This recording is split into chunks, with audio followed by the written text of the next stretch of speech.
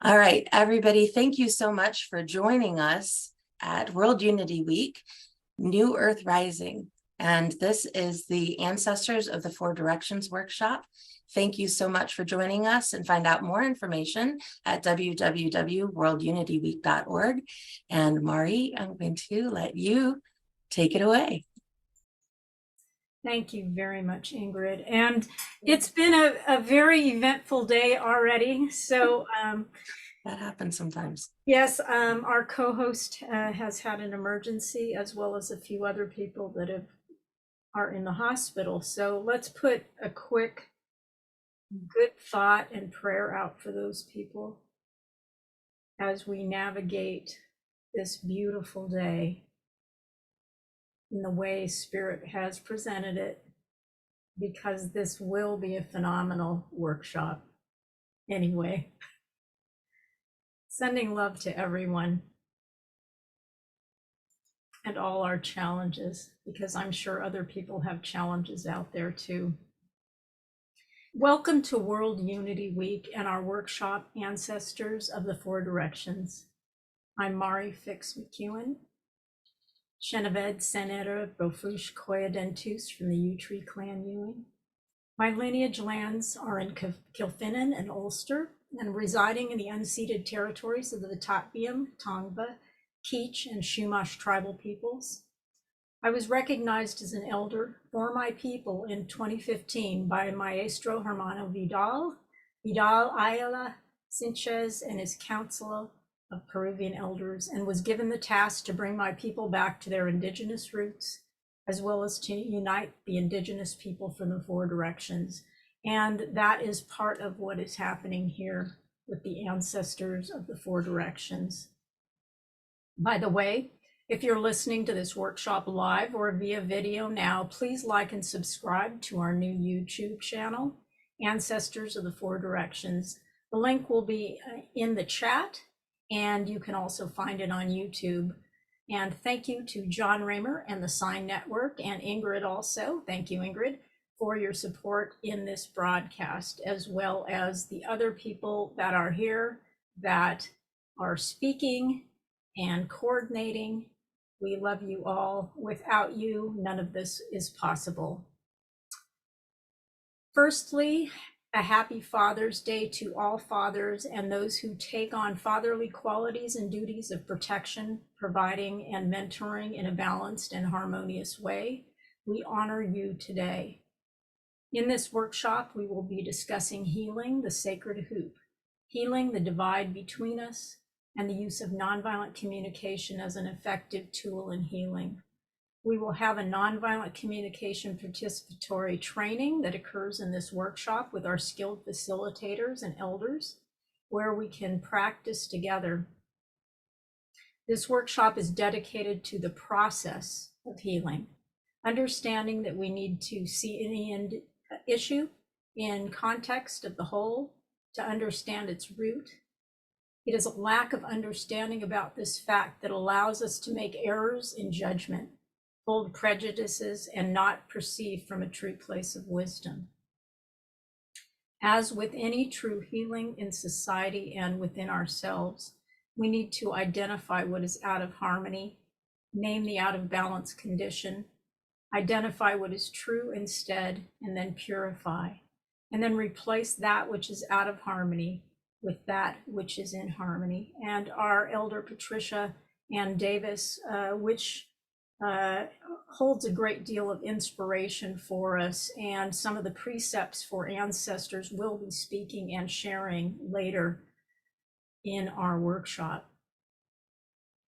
In the last few workshops, we've been exploring how colonialism, capitalism, and racism have jeopardized our lives and the ecosystem on the planet, and have identified how different strategies and systems have been used, put into place, and devised by some to create a divide between the people, create privilege, and take control. This has created ecological devastation, as well as theft of land and resources, and has placed us all squarely on the hamster wheel of constant work to pay rents and mortgages on this stolen land. It has left us with a system that was built by slave labor and has left tyranny and devastation in its wake, and we continue to suffer from it, barely coping, as we wonder when it is coming for us next. Not only has that created the perpetrator and the victim archetypes, but it has also created an atmosphere of defense and denial. This really has affected everyone at some level, because there is a lot of pain that happens and a lot of posturing and a lot of stress from not having a real safety net. We're all working together for the good of the whole, where we're all holding each other up, all for one, one for all. In this workshop, we will both continue looking at that fact, as well as begin finding our way into healing by identifying ways to be in right relationship with Mother Earth, right relationship with our true nature, and ways to be in right relationship with each other. Please trust this experiential process. Please make note if anything comes up for you during the workshop, as you are an important part of the whole and the solution as we strive to work together. There may be a time for participants to share depending on how all of this goes, and probably there will be at this point, as this particular workshop will be conducted in a very fluid way. Future workshops will make more time for discussing as we aim to include a balance of both. Now I'd like everybody to kind of go within. We will now begin with ceremony, with purifying and sanctifying the space and calling in our ancestors. Elder Raul will be doing a special song for the ancestors to call them in and to call them out. So when that is going on, please actively call in your ancestors, your helpers, and your guides, those who love you forever and for always, those who you stand on the shoulders of, those who are in your heart, those who watch over you, those who walk in the path with you, before you and after. We now open the ancestors of the four directions, and we start with the purification and blessing. And I pass to Sister Joanna.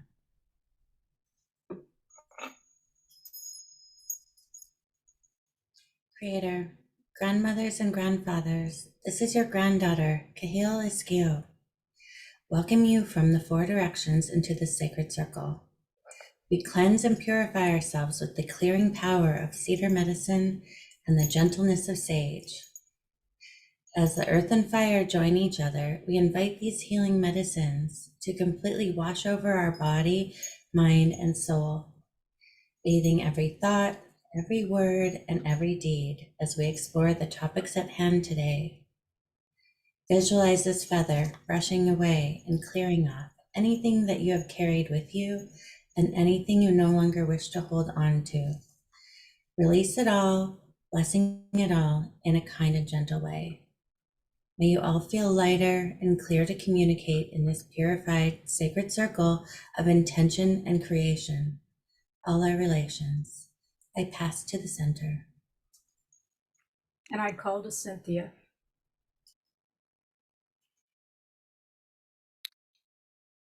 Calling in the east, Urher, August air in the element of air. Calling in the south, Jeshgart, August Dochan in the element of fire.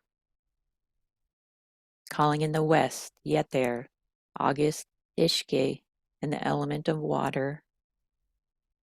Calling in the north, Twishgart, August Dune in the element of earth. Calling in the above and below, Huas, August Hish. And calling in the out within and through, Amach, Isti, August Frij. And I pass to the center.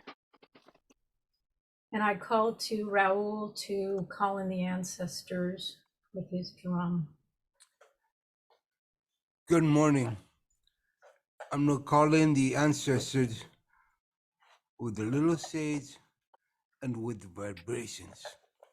With the vibrations in the song, allow yourself to vibrate.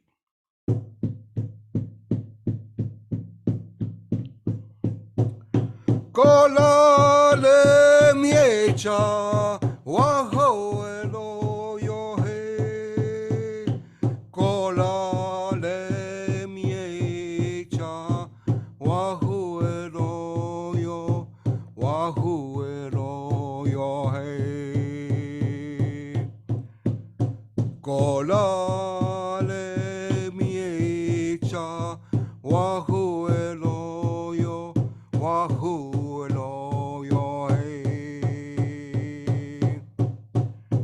We all had na wajina ahe tuayo na makuelo hey. Kola le miecha wahu elo yo, wahu elo yo hey. Kola le miecha waho elo yo he.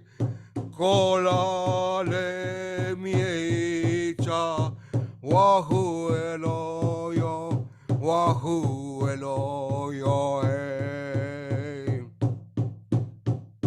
Kola le miecha wahu elo yo, wahu elo yo he. We all had na wajina ahe tuayo na makuelo hey. Kola le miecha wahu elo yo, wahu elo yo hey. Many blessings from Manawak, Aho Metakiase. I pass the center. And I pass to Deborah Griffin for a prayer.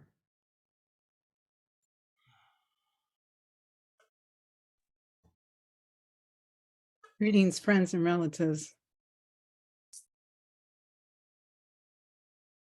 As I was thinking about our gathering today, I had an experience this week where I was on land that at one time back in the early 90s had been totally devastated through agriculture, chemicals. It was dead, just dead land. And through the restoration work to revitalize the prairie and the forest, 2023, you would never have known that it happened.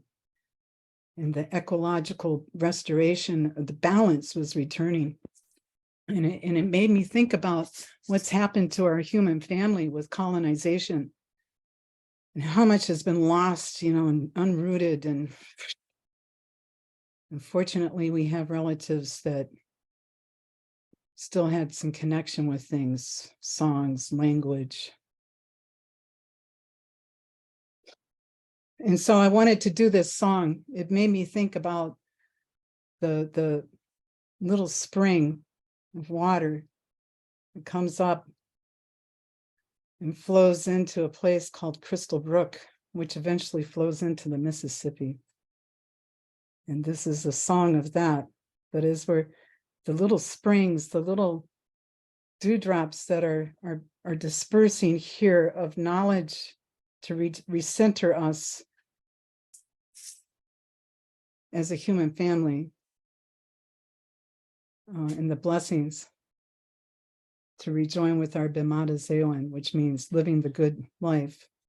Kanu de kosa benesia kwe nishnakaz makwan dundam gekako getida kwe. Way away, we are, way ya, way ya, way ya, way ya, way ya, Yahweh, Yahweh, Yahweh, Yahweh, way ya, way ya, way ya, way ya, way ya, way ya, way ya, way ya, way ya, way ya, Yahweh, Yahweh, Yahweh, Yahweh, way ya, way ya, way ya, way ya, way ya, way ya, way ya, way ya, way ya, way ya, Yahweh, Yahweh, Yahweh, Yahweh, way ya, way ya, way ya, way ya, way ya, way ya, way ya, way ya, way ya, way ya, Yahweh, Yahweh, Yahweh, Yahweh.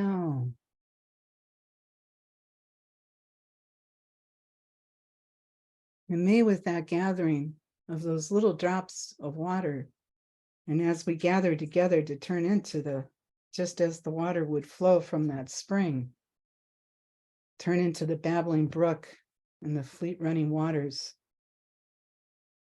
and bring that balance of unity, justice, and love into our human relations with all of life on Mother Earth. Cunningham, Matakoyasan. Thank you. Under the divine law of our primordial nature, the truth, love, justice, and harmony, the understanding of the law of interdependence, I hereby open the ancestors of the four directions. This opening is a continuation of what is essential in ourselves. Here we find, make aware, and embody the truth of our nature, the clearing of all delusions, and the caretakership of the way of life we are in service to. In this congruence, we attain peace in ourselves and in the quadrants. Hello and welcome, my relations. Let us close our eyes, listening deeply with our hearts so that we may open the door to healing within us and between all of us. Knowing that even if our discussion triggers wounds, defense, feeling misunderstood, or pain, that what is arising is a signal that Spirit is calling these things up for reevaluation. Let us look deeply into the mirror of what our elders and brothers and sisters experience in compassion and understanding, seeing in it the reflection of our own hurt, pain, needs, wants, aspirations, and dreams. Knowing that there may be obstacles to overcome in this path, misunderstandings. However, with love, all things are possible. So I dedicate this prayer and this workshop to this process. With enough love, we can get through anything to understanding and common ground, or what Patricia calls consensus. If we look boldly at the shadow within and without in the outside world, we may find that it no longer holds power over us, and that we free ourselves from any illusions and subconscious patterning. I now call to the heart within us that knows no fear, that seeks to set things into harmony, that dares to walk and live by the path of greatness for the healing of earth and all her peoples. May we look to this heart and know that together we have the power, no matter what it may look like or what we may have been told. The power to step into the alignment with life and each other for the good of the whole. And may we have the courage to take that path and make it a reality.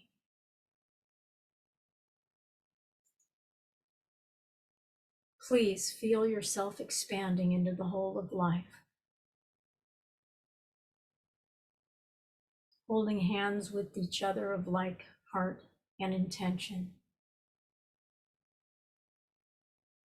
Dropping unneeded defenses, the outmoded, any hardening of the heart. Looking courageously into the mirror, forming a new way that is in alignment with love and life itself, your original nature. I now place our individual and group prayers for love and healing into the fire as we begin. Bless these prayers, Creator. Ruach, all my relations.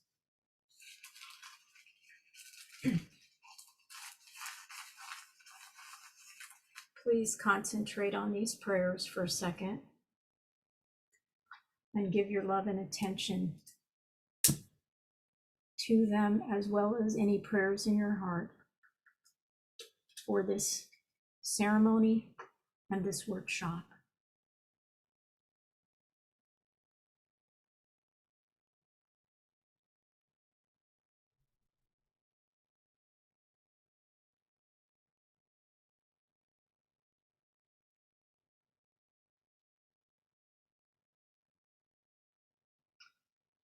As you listen and participate in this workshop, stereotypes and generalizations may be referred to like white people do this or black people do that.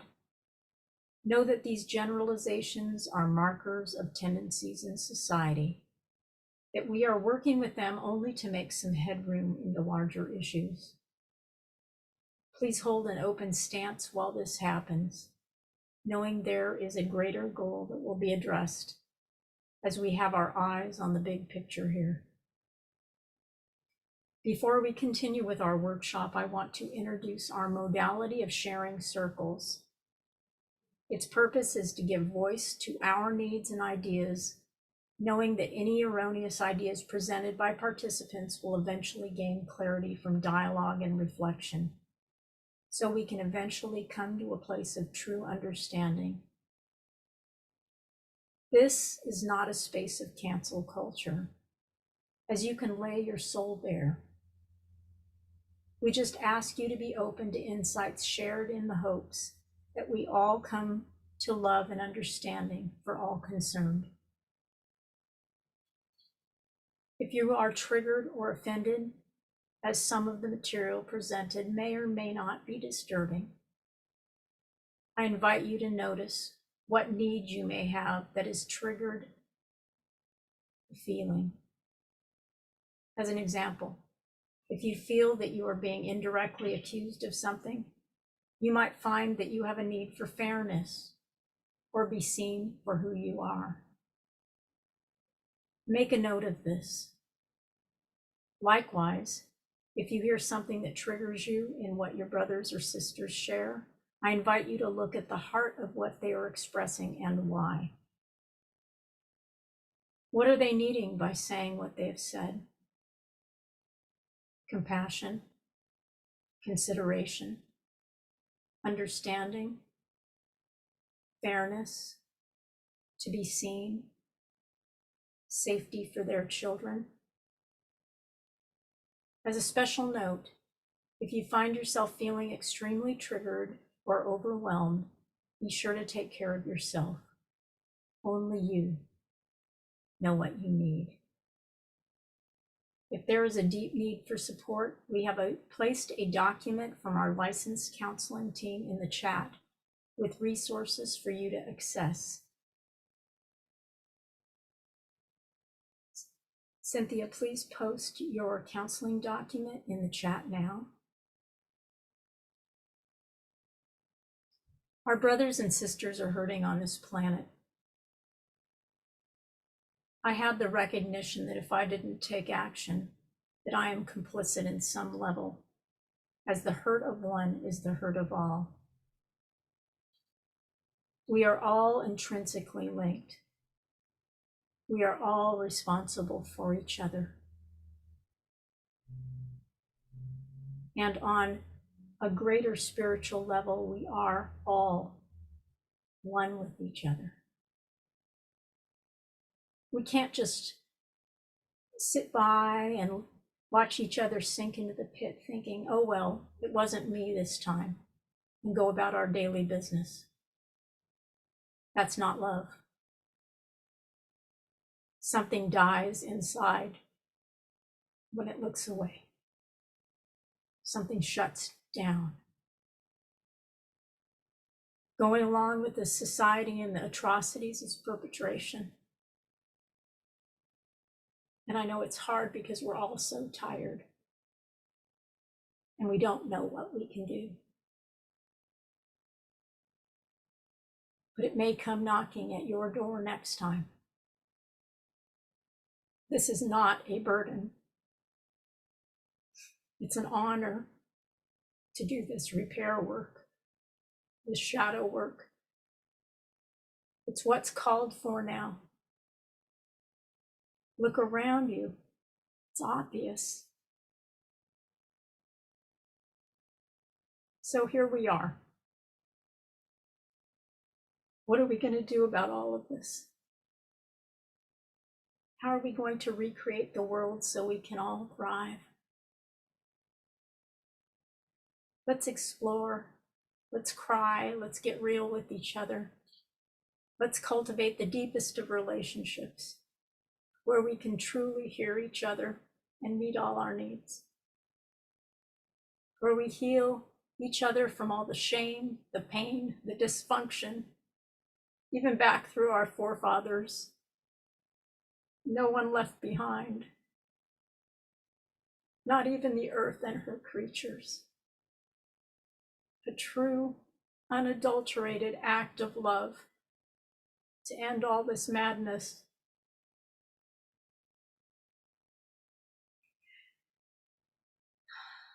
We were going to start with Elder Brother Akumbwa, but he has an emergency, so he will not be speaking today so far. I don't know if Auntie Molly is here, but otherwise, let me just check. Cynthia, has she come in yet? No, not as of yet. Okay, she is also in the hospital, so this has been a very hospitable week. Anyway, I'm going to hand off to our dear grandmother, Patricia. She has so much to share on all of this topic, how to set things straight, how things are out of balance, how to change our thinking in this mode, how to find your true nature and what's real in this world. And I'm just going to give this over to you right now, Patricia. And I love you so much. Thank you so much for being with us. You are such a beautiful soul, and your work is so powerful and so needed on this planet. And please introduce yourself. Thank you, Mari, and thank you, everyone. Thank you for this invitation to initiate a dialogue for healing, quote, the sacred hoop in this workshop.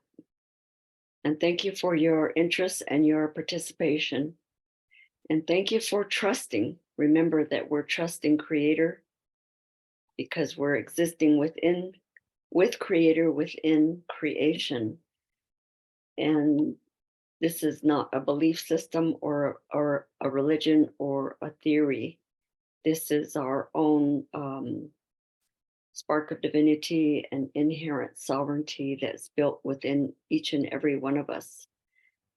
And I will be teaching from what we call Dineh Bazad, is a sacred language and the sacred words of the holy people who are our primordial ancestors.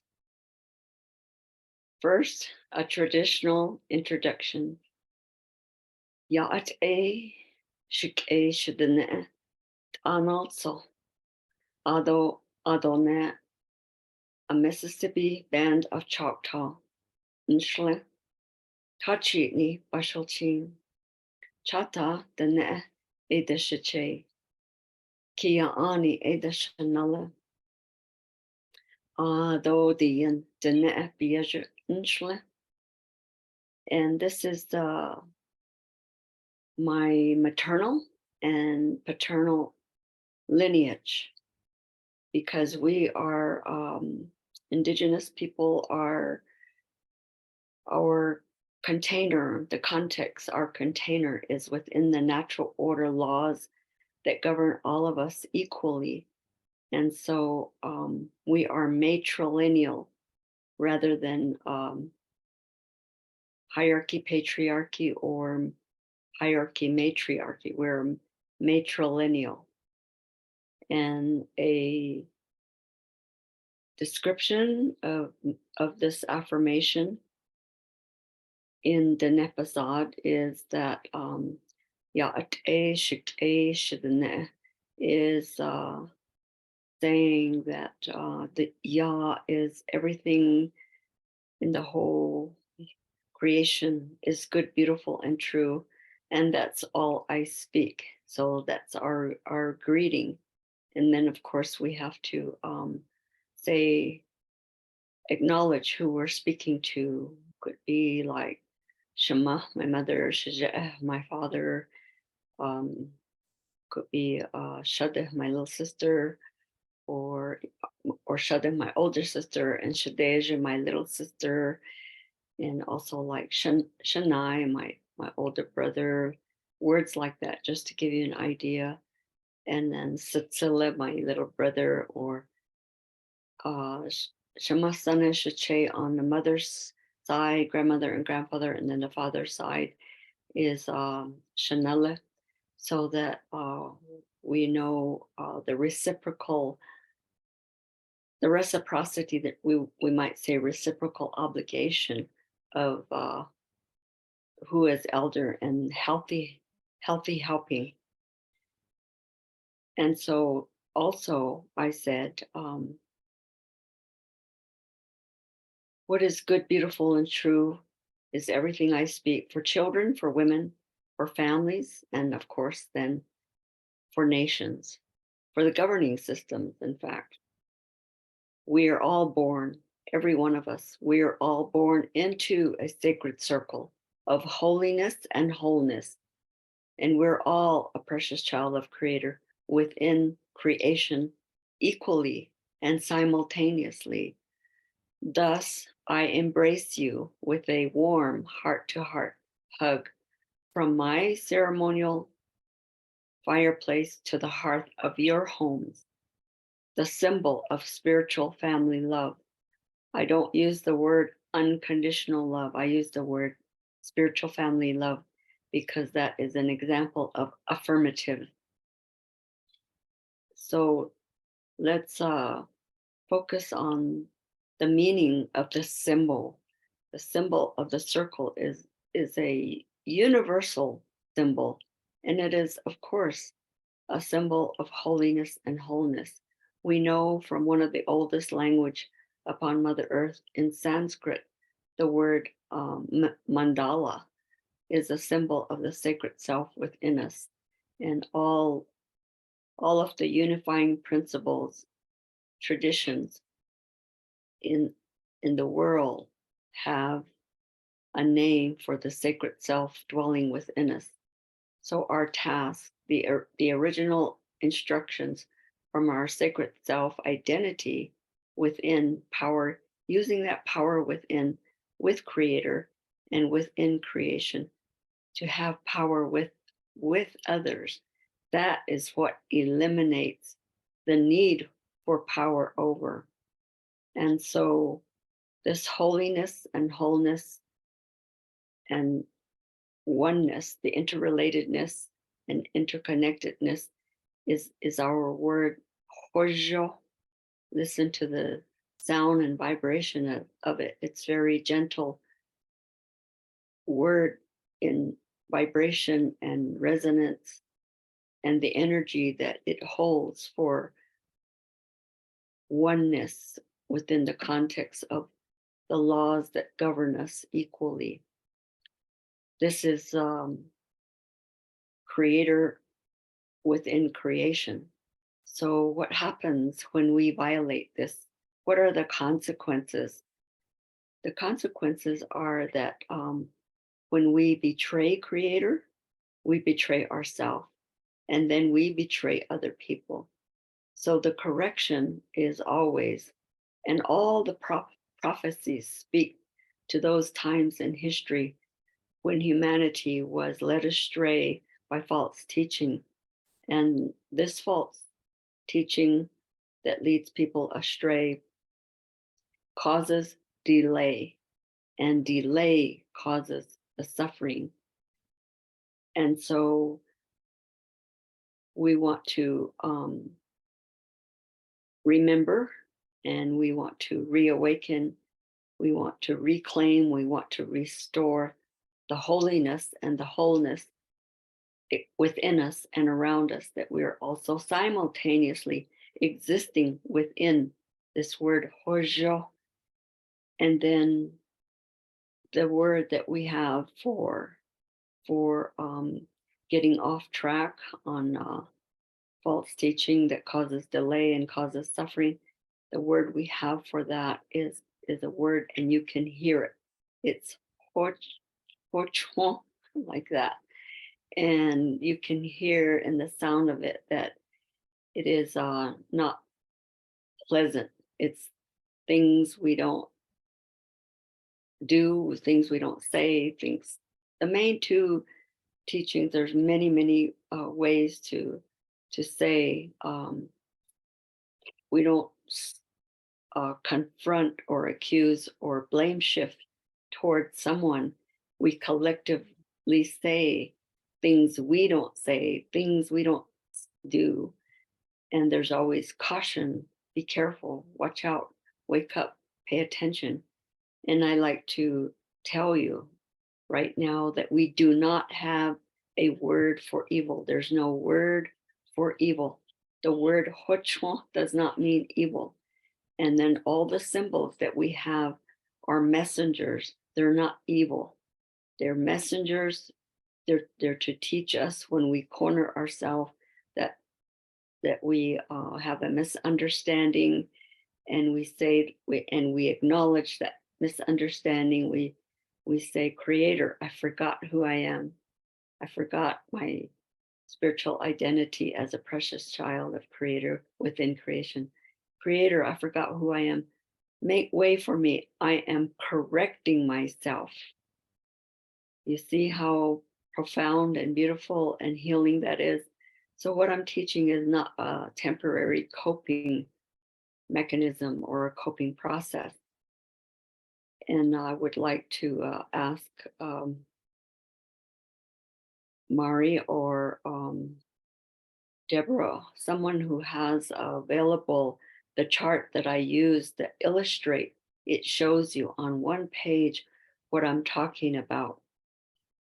I call this or named it Indigenous Ceremonial Change Process. Let's scroll to the bottom. Usually we figure out how to reduce it to where we could all see the whole chart, but it's all on one page. And so when I say to you, Hojo, I'm speaking from where we all exist. Please note what I am saying right now. In that top circle, we all exist in the natural order law. No one exists outside of or separate than the natural order law. And so we have been told otherwise. So the bottom circle just represents a thinking system. And that thinking system is teaching violence and suffering, and valuing silence and suffering, and saying that a spiritual path does require pain and suffering, because we're going to earn some otherworldly reward. We're going to be rewarded in some way. There's a reward for this suffering. And in the lineage that I am born into, is the Mississippi Band of Choctaw and the quote Navajo tribe, which we prefer not to use these erroneous colonial labels, but rather all tribes use their own word for themselves, for ourselves, and they all translate to holy people. And that is inclusive, that applies to all earth surface people. It applies to all five-finger people, which is saying that we're humane beings. That's the term Bela Ashlai, Nahuk At the Ne. The Nahuk At the Ne, although Bela Ashlai is referring to humane beings. And so when we look at this chart, on the bottom, you see that it's a closed circle, and it's identified as it's the thinking system of failure design, because the triangle going up is win and the triangle going down is lose. So at the bottom of the triangle going up, that is the control mechanism that socially engineers us, and at a systems level, and socially engineers us, socially conditions us at an individual level to polarize into perpetual adversary conflict, and then escalates into warfare. So then you see that all the resources go from the bottom to the top. They go from the poor to the rich. And then you see a shaded area pathway leading to the Indigenous ceremonial change process. So this chart is simplified.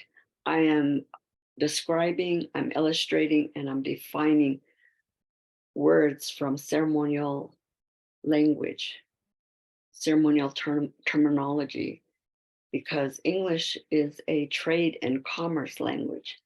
So I've selected the English terms that best describe what I want to convey about what is cross-cultural and intergenerational, that is totally inclusive and also universal and practical application, and can be translated into any language. This is systems level change, and we're focusing on patterns. And Mari gave the housekeeping rules for respect and reverence for ourselves and reverence for others. I'm extending the word respect to reverence, self-reverence, and reverence for natural law, for nature, and for our environment and our environment. So this reverence is what is a co-creative solution that we could have group consensus around, that as we are of the earth, water, fire, and we are also within the earth, water, fire, and air of the environment, we have to take care of the earth, water, fire, and air that takes care of us in our body, and then stay in balance and harmony, like the in-breath and out-breath, which is life is not all give, it's not all take. We must be in balance and harmony within nature. Now, my emphasis here is that we're not our maladaptive we're not our maladaptive patterns. We are our sacred self. And we're not our patterns. That's my emphasis here. So in naming the out of balance condition, this out of balance condition is let's see that from the holy circle, holy sacred ceremonial circle on the top, we have collectively, it's called conversion, take away and replace, meaning that we take away our sacred self in our sacred self and our sacred place in the universe, and replace it by a deficient self-image And so what happens there is that we're taken out of, it's only a belief system. It doesn't actually happen and it's not true. So that's what we're correcting here. We're naming the out of balance and we're identifying the root cause. And then that's how we can empty is the correction without judgment or punishment and condemnation. And then we have group consensus for designing the co-creative solutions, because we're dealing with co-conspiracy of win-lose, destructive, which is win-lose, nobody wins, destructive and death-producing decisions for those outcomes that we're experiencing and witnessing at a global crisis level today, and reframing to our original instructions. Our original instructions, all of us, each and every one of us, is to make the decisions for the greatest good for the greatest number of people. And that's how we are to serve in the world with our genius gift. And so the root cause is conversion out of the circle. Out of the circle into the triangle of win-lose. Nobody wins, destructive and death-producing decision and outcome. And I'm now going to go through my list here, and then I will bring it to a place of just briefly suggesting to give guidance and set up a context container for the rest of the workshop, which is then we have hierarchy and patriarchy. This is an unhealthy helping because it is male dominant and female must submit. Male dominates, female submit. That's unhealthy helping, and it caused animosity within us, and it can cause animosity and aggression within us, the female, and within the male intrapersonally, and then it caused the animosity and aggression interpersonally between male and female. And you see that all the way to world governments, when in fact we're not designed accordingly. The way I introduced myself was right hand and left hand, mother's lineage, father's lineage, maternal and paternal lineage. There are people in this closed belief system. The whole planet actually is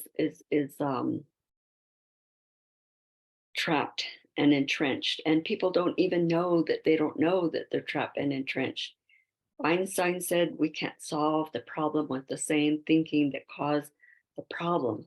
So what I'm speaking of is also called normalized pathology. This normalized pathology means that we have accepted chemical dependency. We have accepted abuse. The more pleasure, the more pain. We have accepted chemical dependency. That means alcohol and other drugs. And it's been proven in research that revenge is also equally addictive as opioids and alcohol and other drugs. So that's chemical dependency and lying to survive. I'm defining codependency as lying to survive, unhealthy helping people to stay the way they are. Now I'm just going down my list here. Also, it's called group think. So group think is when people are dealing with layers of double bind. The best example that I know that everyone can recognize is we must have a job to have basic needs, but wait a minute, we must have basic needs to have that job. So that's a double bind. You can see that it's the job and the basic needs. The message is incongruent. It's mutually incongruent. It's mutually exclusive. So group think is caused by the double bind, and the whole system, as you see illustrated in the bottom circle, is one of the root cause and symptoms. These are all symptoms first I said that the root cause was taking people conversion out of the sacred circle into the hierarchy and patriarchy, into a triangle. And then what I'm listing now are the symptoms. So that the next one is I call it Eurocentric dualistic inverse thinking, because when people believe that they're born a deficient self-image, they think that there's an outside external remediation process to remediate us out of our deficient self-image to an end state. And then when that happens, we're experiencing external oppression, and we internalize that oppression. Then there's depression, which is an immobilization. That's what sets us up to fail. And then we're blamed, and then we're set up to fail. The victim is set up to fail, blame the victim, and then collect fees, late fees, all the ways that people have to go to jail, prison, taxes, penalties, interest, things like that. So that is perpetually setting us up for adversary and conflict and escalating into warfare and violence and suffering. So see how the consequences, they loop back to the root cause. You notice that it loops back, and then we just repeat this generation after generation, and we recruit the young people and next generation. And we're all recruited to participate in our own demise. We can't go on accordingly.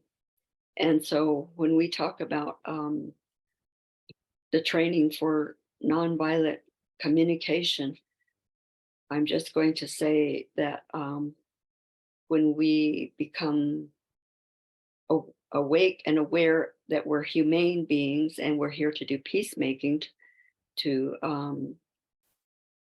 make sure that we dismantle the oppressive hatred within us and around us and become a peacemaker. And instead of projecting the war within us outward, that's enemy creation. So these are the words. When you hear all the negative words in English, that is we don't have these words in our language, but that's the conveying what is not good for us is what I spoke of as horchon, as a distinct. There's a distinction then of horjo, and that is a reframe out of what doesn't work and what is destructive and causes violence and suffering perpetually. We cannot continue that. We all know that, but I'm teaching how to basically it's just a decision-making process. It's just yes or no, and that we discern to use our whole brain thinking, our conscience for its appropriate function, and that we come to group consensus on designing the creative solutions. The next one on my list is racism. I'm defining it as the construct to control and manipulate world resources for only the benefit of a few. So you see how enemy creation, projecting the war within into enemy creation, you see how that it causes blame, and then there is no solution. So we must not betray Creator and betray ourselves and others. We must learn to befriend. We must acknowledge Creator and acknowledge ourselves and acknowledge others within this sacred circle ceremony where we're saying that we know divisiveness doesn't work, and why are we continuing to value it and cherish it and perpetuate it? It's necessary for us, because there's no solution when our reaction to perpetration is our reaction. We must learn healthy helping, and our reaction can be identified as reactive abuse, because especially women, when we set up our healthy boundary, when we when we set up this healthy boundary, what we say and what we do is fashioned into a weapon, again, for the second level of attack, which is called reactive abuse.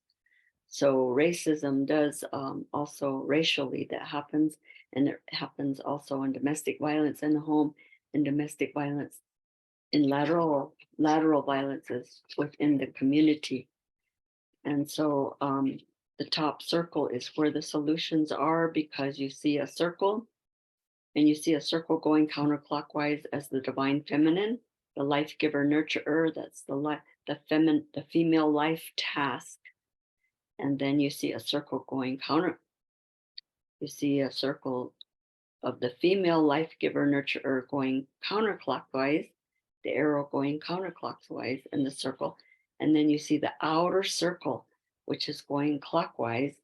And that is the male life task of protector, provider. So if you put those two side by side, it will make an infinity circle. It'll make a figure 8. And so our whole brain thinking, right brain and left brain, functions accordingly to the infinity symbol. And then within our heart, within our body, within our sacred self, we have the divine feminine, life giver nurturer, as a female, and the protector provider. And then the male also has within his intrapersonal self, a life giver nurturer of his mother, the female life task, and of his father, the protector provider within himself. This is the healthy helping. And so the male life task of protector provider is to ensure that there's no hunger, poverty, sickness, and premature death, like femicide and accident, suicide, homicide, and war. That is the male life task as a protector provider, and the healthy helping teamwork within a male and within a female, within a female and within a male, and between female and male. Then there is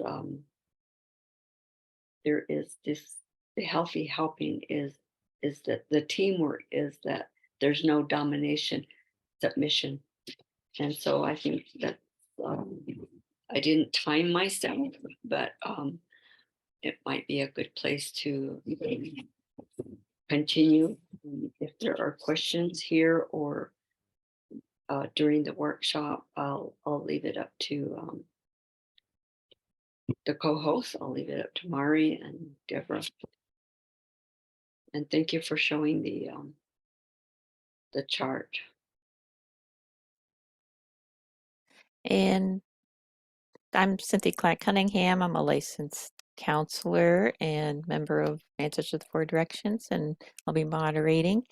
And for anyone who has questions or comments, just share your first name and keep it succinct, maybe to about a minute. And if we start getting close on time, I'll just make a little T sign just as a reminder to wrap up. So here we have Stephanie, and I'm going to ask you to unmute yourself. Hello. Thank you so much for these beautiful teachings, Patricia. I had a question about when you said revenge is addictive. I'm a counselor, and I've really noticed a lot of anger coming up in my clients, and I find it sort of shakes me to the core. And so when you say this revenge is addictive, I wonder, do you have any links to any studies or where you got that from? Yes, it's a recent study, and it's Dr. Timmel. I think it's spelled Timmel. Mm. So just to let you know, I have bachelor's in clinical child psychology and master's in whole systems design. And I've been to a doctorate in clinical psychology and didn't finish because the money wasn't there for me. Mm. I don't use, I learned the language of pathology. I am teaching from tribal ceremonial language. I'm not teaching from Western therapeutic, definitive counseling or therapeutic modalities because it's based on the deficient self-image and remediating the deficient self-image. Absolutely, absolutely. Pathologizing the DSM manual. Yeah. Thank you, Pat. I'll look that up. You know, I was just going to say something about what Grandmother Patricia was talking about even religiously, the deficient self-image would be an equivalent to we are born of sin, or we're a sinner from the beginning. And so when you're a sinner from the beginning, then you basically can't obtain salvation but through another mediary. So like Patricia was saying, like begging to God or begging to Jesus or something like that, versus the indigenous way of seeing things, which Patricia was speaking about, where you are automatically a precious child of Creator. And so, in a sense, energetically, if we're coming from that subconscious patterning, we're always trying to make up for something, always trying to be okay, never good enough, never okay.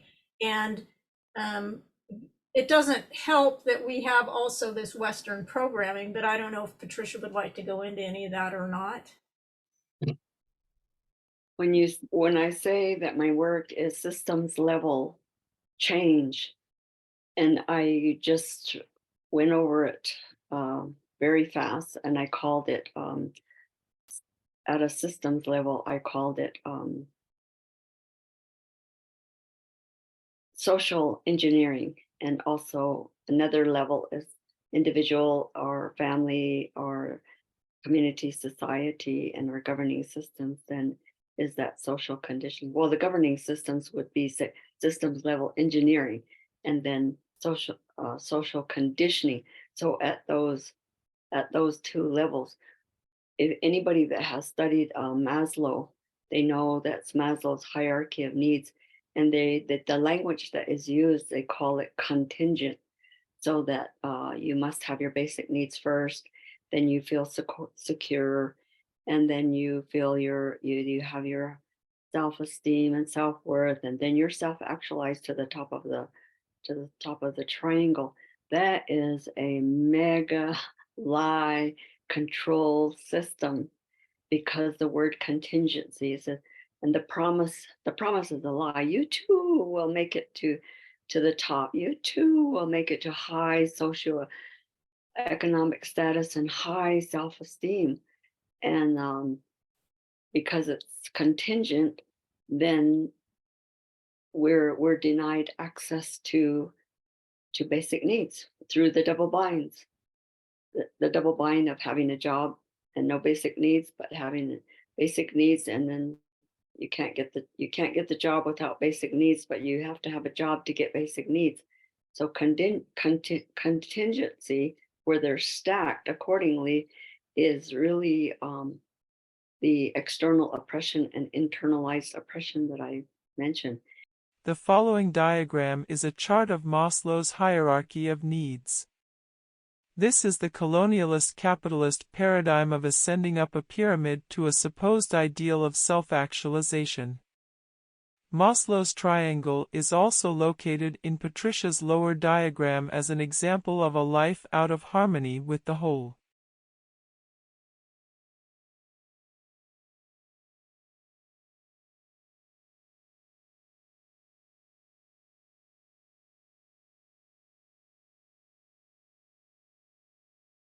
The upper circle in Patricia's diagram shows the way of natural order, where all beings are related and the whole takes care of the whole. This illustrates a natural system aligned with nature.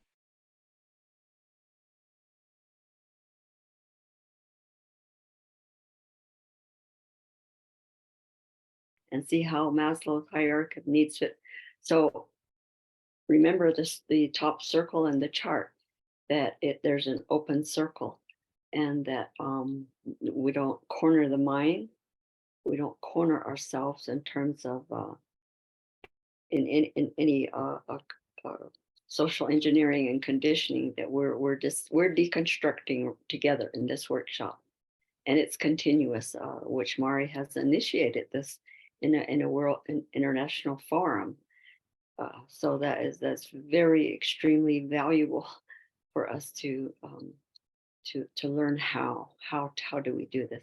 So if I take Maslow, and we're going to number them, there's 1, 2, 3, 4, 5. So the bottom one is basic needs, and we put number 1, instead of his hierarchy of needs in a triangle, we put it at the top of the circle. And the open circle is that hard goods and soft goods come from Creator. The abundance, the plenitude comes from Creator and creation. So we put 1 at the top, where this is the reframe, and then we go to the right side of the circle. And so, because basic needs comes from Creator and creation, then we feel safe. Then we feel safe. And then we go to the west, we go to the bottom of the circle, which is family and home and ceremony and evening. It all coordinates with natural order. And then we belong. So we belong. So we start with so natural order, I'll just review, is east, south, west, north, spring, summer, fall, winter, sunrise, noon, evening, midnight, white people, red people, yellow people, black people. Nobody is higher or lower. They are jewels, white shell, turquoise, abalone, and shell. And so when we start with the number 1 at the top, we're taking apart Maslow. So at the very bottom, basic needs, we're putting it at the top there. And the door, hard goods and soft goods coming from Creator, the abundance of plenitude. The south is then that we feel, then we feel safe. And then we go to the west, home and family and ceremony, and or all the teaching. Then we belong into a family, humane family, extended family. We belong. It's that sundown. We take care of your livestock, your home, your children, your grandchildren, your garden. You take care of all the teaching and the ceremony there. Go to the north, it's midnight. So we belong. And then north is self-esteem, high self-esteem, high socioeconomic status, and high self-esteem is 4. So then we reframe that to self-reverence and reverence for myself as earth, water, fire, air, in the earth, water, fire within the natural law. And then we go to the center. And the center is the self-realization of my true spiritual self-identity. Nobody can say they're not earth, water, fire, air in the earth, water, fire, and air. Nobody can be outside of or separate from it. So instead of self-realization, oh, I've got 2 homes and a private jet, and I have alarms, and I have weaponry at home, and I have all this what we might say opulent living, far out of balance than basic needs. We have a word for that, opulence, which is is a word for spiritual impoverishment that causes other people material poverty. And then safety, like that. So okay, I have an army, and I have all the weaponry for this army, all capability, and then the high self-esteem. Okay, then I belong to this club, and I have this designer, this and that, and I'm going to have a Tesla car, and whatever, a cruise boat, and takes a lot of the fossil fuel and so on. It's like naholpi is never enough, never satisfied. That's how that is in Maslow. Indigenous self-realization equals living in harmony with your true nature. In Western society, instead we substitute self-realization with self-actualization, seeking more materiality to fill the hole that results from a disconnection from our true nature. That I can just use all the technology for my benefit, and then my own benefit, that I can get on the phone, I can go anywhere I want, eat what I want, do what I want, boss around, bully around anybody around in the world, invade and steal their land and resources. And right here, all the teaching in our creation story is that we don't have a word for evil. There's no word for evil, because we're only existing in the essence and substance of love, except for people just denying it.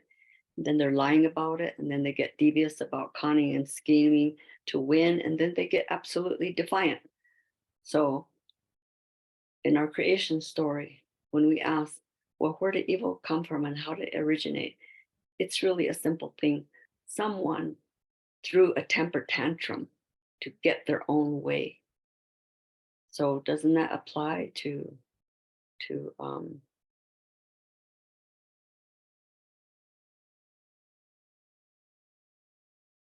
it's on worldwide news, and we're seeing it blatantly that I'm going to do that. I'm going to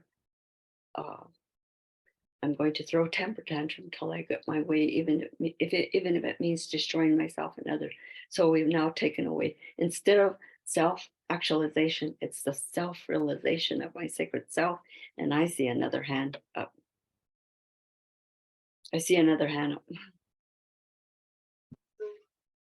Hi, grandmother Patricia.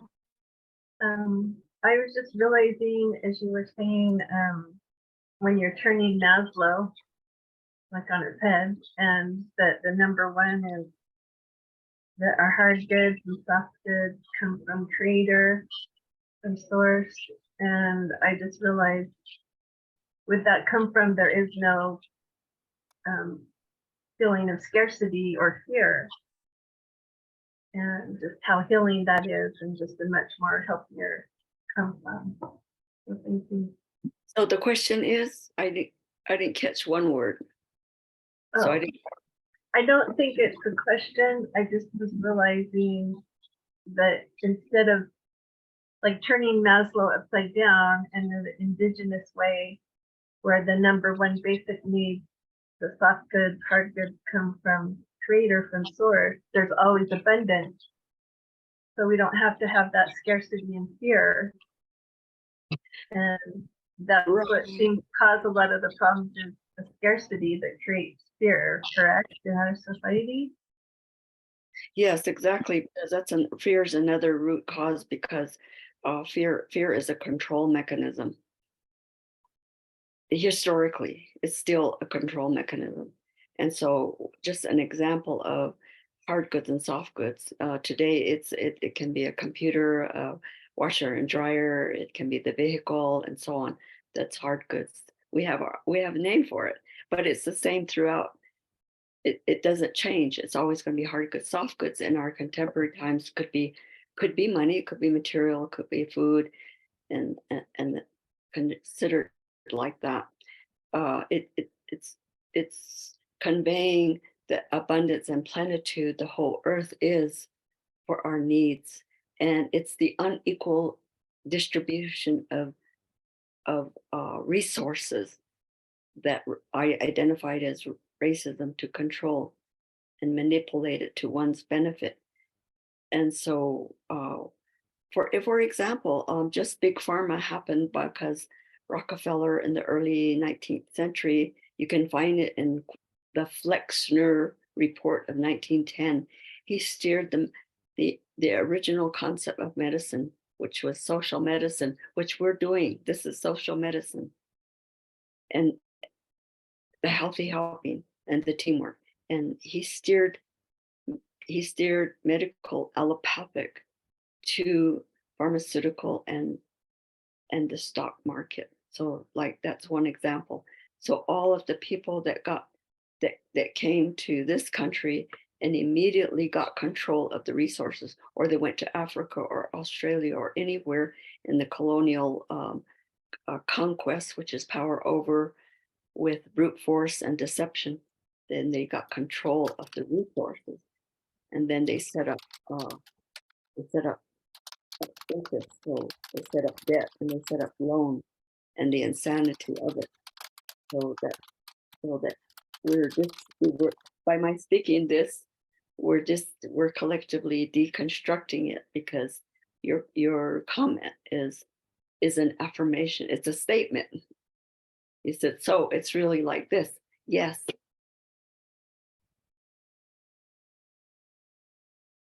Thank you, Patricia.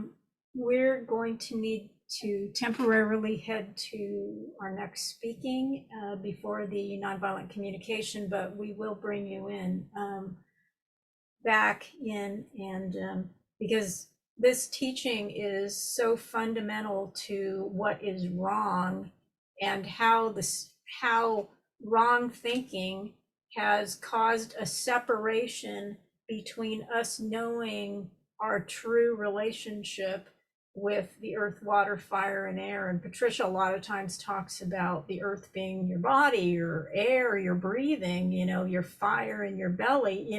We have all those elements with us. We're not separated from anything. And one could even look at it in terms as what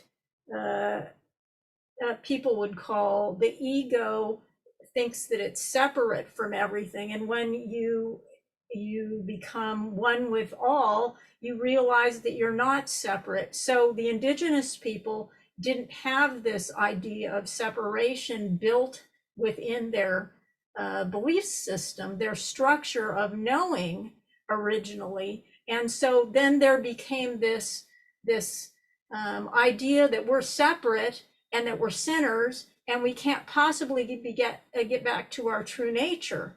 And so we're going to be exploring that in further workshops coming up, because that's one of the whole cruxes here, this idea of this, and then not to be able to experience our being state of the oneness with nature and the oneness of all. Because why would you go and harm something that is you? But you have to think that it's outside of you to attack it and harm it, because, oh no, it's not me. So there's this thing outside you that you're trying to have your way with, even though it's partially the whole. And so you're divided against yourself. I think Patricia's said that in the past, like a house divided against itself to some degree. So we're going to be bringing Patricia back in to talk more about that. And so I would like to call in my co-speaker, Sister Grandmother Diemut Tall. She's a doctor, and she has a plethora of things to share with us. This pairing with me and Diemut came about because we've had conversations in our past association, where we've been talking about the children and how they're kind of indoctrinated in a sense. And I found it interesting because Diemut was really talking about what she sees happening in the schools and how children are taught. And I really wanted you to share with everybody, Diemut, what's happening in the schools and what you're seeing is happening from those actions. And so you were telling me that story about some of the teachers and what they're telling the children. So could you start speaking about that, and we'll kind of start our conversation there. Okay. Yes, I'm working at school. I studied medicine, but I'm working as making relaxing therapy, and now I'm working at school, and I'm making the arts with the kids. And okay, and every time when we meet together, I ask them what happened today, do you want to tell me? And the last time they told something, it was very interesting. They told me that the teacher came and told them, the other class is more silent than you. The other class are learning better, and the kids, they told me, oh, we are feeling bad now. We are really feeling bad, and we don't know what to do. We want to have it nice at the class with the teacher. And I told them, because I observe it sometimes, that the teacher using this to make the class silent.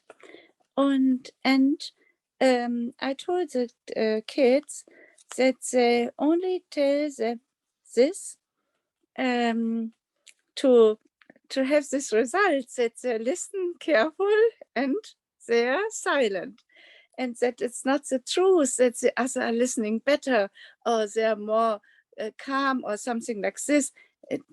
It may be, yeah, in the one or the other, but it's a pattern to use this against the kids, and it's interesting. There are that was here. They how old? Maybe 9 years old. The kids I talk with, and they're thinking about how to solve it, and the only solution for them is to follow the rules, because there is no space to develop in another way. Yeah, it's very straight at school still. Yeah, and what I don't like of the teachers is that the kids don't know the whole situation. They have not the brain is not developed, or the thinking that they can see the whole situation, and that is like teachers are playing with this. Yeah. Yeah. Okay. And you were And saying, this is, oh, go ahead. Go ahead. Sorry. yeah.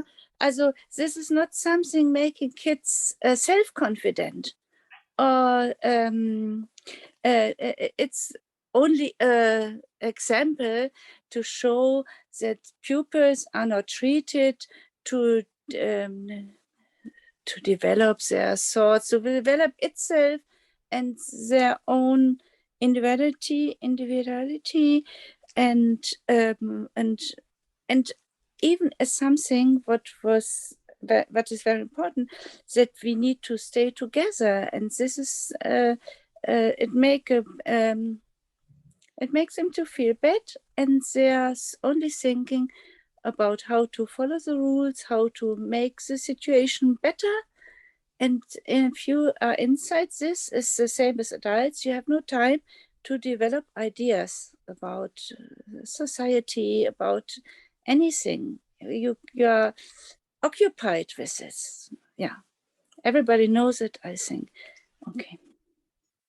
Yeah, it's seeing that, and what I and Diemut were talking about was really brought up for me, this idea that we're kind of indoctrinated to compare with each other, and then we're always saying, hey, if you speak out or something is not right, or if you have a different type of quality, it's not acceptable. So we learn really early in some ways to basically follow what's happening. And what's happening really is the Western paradigm that Patricia talks about, power over and instead of power for.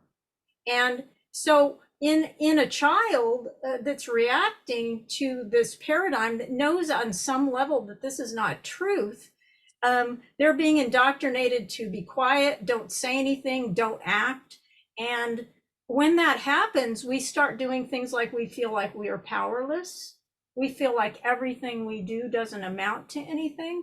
And I know, because I was on Facebook with this woman, and I was talking to her about the fact that one of the sacred sites in France was partially demolished, and it was for a convenience store. And this just happened in the last few weeks or month. And she said she was furious and she was saying comments about that. And then she apologized in the same comment, saying that she shouldn't have those feelings. So what is it inside us that feels like our feelings are not justified?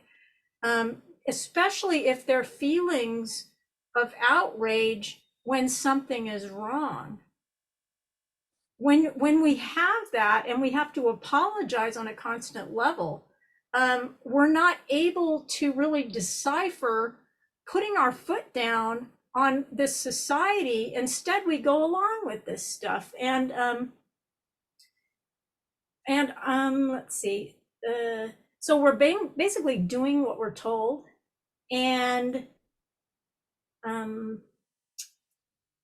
we're not seeing other qualities of a human being important, like feelings and such. So instead, we center on the mind capability, and we create things like IQ tests, where we judge people based on a small set of circumstances that they're the smartest. And instead of seeing the holistic person as being smart, one time I was at a chiropractor's office, and he said to me, I could not believe this. There was he said to me and a doctor that was sitting there, he was an MD, and he was visiting the chiropractor, and he said, I'm much better than a farmer. And I said, well, why is that? He said, because, I've studied more and I'm this and I'm that. And I thought to myself, well, where would you be if all the farmers stopped farming, or people stopped producing food? And it's the audacity of thinking that you're better because you fit this particular model that's held up in the air as being the be all end all, rather than you can be a person and all the qualities are beloved, the artistic qualities, the poetic qualities, the cooking. Like that would make it so women that tended children and took care of children are low on the totem pole because they don't bring back money. And so it justifies them being beaten or being second-class citizens or being told what to do. This kind of energy is really creating a problem on the planet. And that's what Patricia was talking about. This is this is the male and female and all of us being important. And I wanted to bring up one more thing with that, and which is ecological disaster picks and chooses different things. Like it says, oh, we don't want wolves here and we don't want cats, but we can have deer. But then the deer end up eating all the trees and everything goes out of balance. Why is man picking and choosing different things that they think they want, but they don't want the other things? That's creating this out of balance when spirit knows best, and spirit is the one that knows how to balance the whole world. Okay, I want to tell something about something else. I have now 3 points. Okay, the second point I wanted to talk about is that they make every time the society is creating a genius, and they tell even the pupils which get good notes better than the others, everybody knows this. But behind this, to believe in a genius makes us not to feel as a community or equal, even not equal, because if you make somebody to a genius, or call him a genius, you forget about that there are many people around who they do the same work, and they are not staying maybe in the maybe they cannot talk or express themselves as much as this genius, and nobody look at them. Never is it's a genius is never a person, never there's a person alone creating something. There are many people around them helping. And to put one on the top is not good for us because it split us from the other. And even I tell the children at school, the pupils too, whatever a human being thought or develop in his brain, you are a human being, you can think this, you can learn this too. There is no border, there's no thought about, good, the difference between people, but for example, many people in Germany don't know maths, yeah, and mathematics, yeah, and the, for them to learn to count 3, how is called plus, for example 3 plus 8 to go about this 10, yeah, is very difficult for kids, yeah, and nearly there's not coming anything more difficult than this in life. Okay, I say this now in this way. Yeah, that is very important to support the children and the pupils, that what they think, what they live with, what they feel, that this is important, and everybody is important, everybody is a human being, and we are all equal, and not to feel equal is artificial made.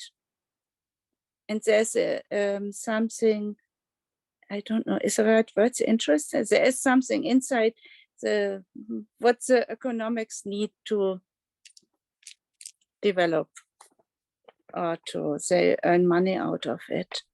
Yeah, this I wanted to say. And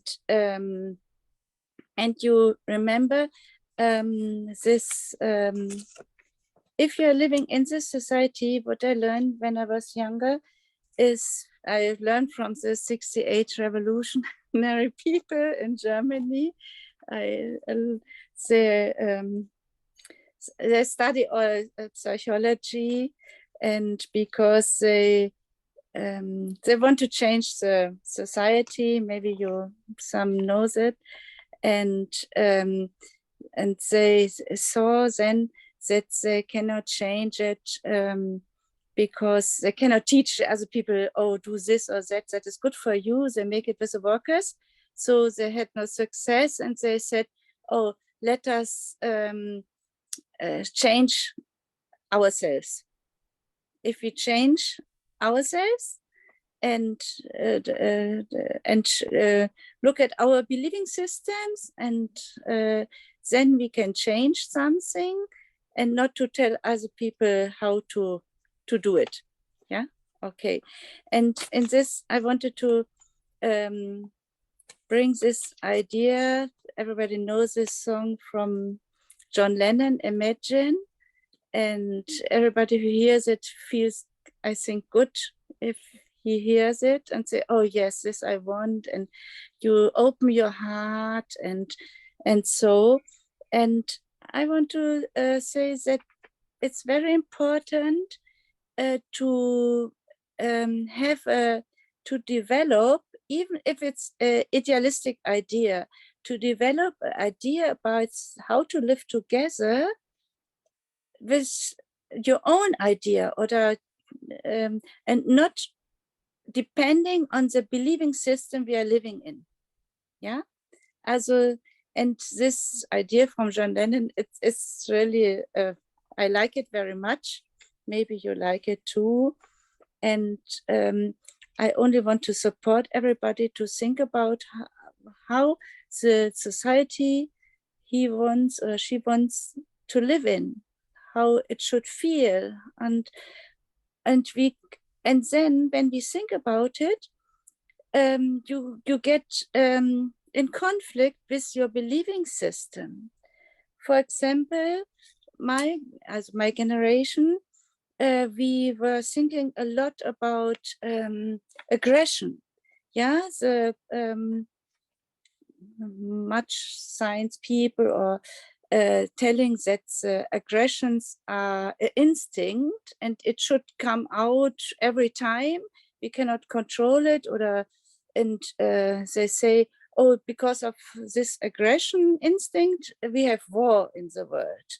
So, And this too, you need to look, it's for us a topic too, because we have the war with Ukraine, you know this, it's, yeah. And so this aggression as a kid, it has something to do how you believe, how you see a human being. Do you see a human being is born with this aggression or not? I think, or many people, the science said is not born with this aggression. There's a possibility to have aggressions, but it's not an instinct which break out of you. And even we human beings are able to look for solutions. We have we develop a lot that is much different from animals, yeah.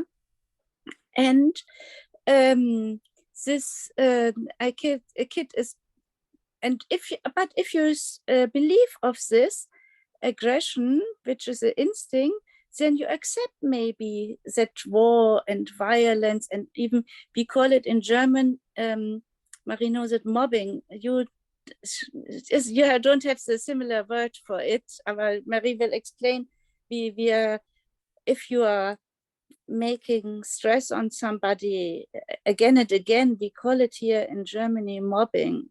That would be ganging up on people in our terms, bullying or something. Yeah. Mm-hmm. Yeah. Okay. Yeah. Ganging, you say. Yeah. And that is why you need to think about all these things to develop, to look at it, how human beings are brought up, and what is our nature inside. Mm-hmm. Yeah, our nature is, it shows, for example, a good example is we are not fighting each other every day, every time.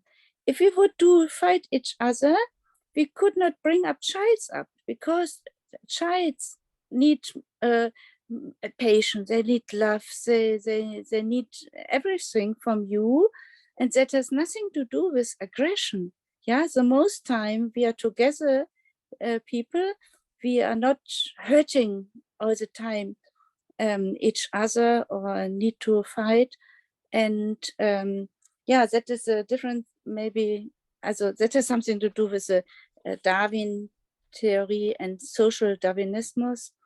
And this I wanted to say, maybe it's I make a break now. Okay. Imagine is very nice song to out to open the heart, and no border between people, and all equal, and so on. Yeah. Okay. I want to cover a few things really quickly because I want to go into our next segment really soon here. On the Stephen Colbert show, I was walking by and my roommate had the TV on, and they're talking about CRISPR gene splicing and super soldiers, that they have a new injection that they can make, or they are making, and the military is the biggest funder of this, where they can inject you and then you will lose all your ability to be compassionate and have and be conscious of compassion. And I could not believe that there wasn't a massive outcry about this. I mean, really, what has transpired within us that is shutting down, that just feels like everything's inevitable and we have to go along with this. It's like everybody's blanked out. I mean, I literally talked to somebody and they didn't even hear that. And I watched it over and over. I couldn't believe anybody would even say such a thing. Why would you want to give somebody a shot so they have no compassion in their entire life? I mean, how is that going to be helpful? What comes up for me is we're not really asking the real questions. We're just asking questions about how can I get more money? How can I survive? We're not asking, how can I be a blessing on the earth? How can we make life, like Diemut was talking about this sacred dream that we knew as a child how life could be? And instead we're coping, as Patricia says, with all this nonsense, and we're not putting our foot down and we're not saying, no, this is not okay. And then getting together and creating some co-creative solutions that are in harmony with the planet, and then just keep on slogging back and forth saying, I hate Democrats, I hate Republicans, or whatever it is. It's like, why are we spending our time with that instead of getting to the root of what we need to get to? And also to find our true nature, realize ourselves.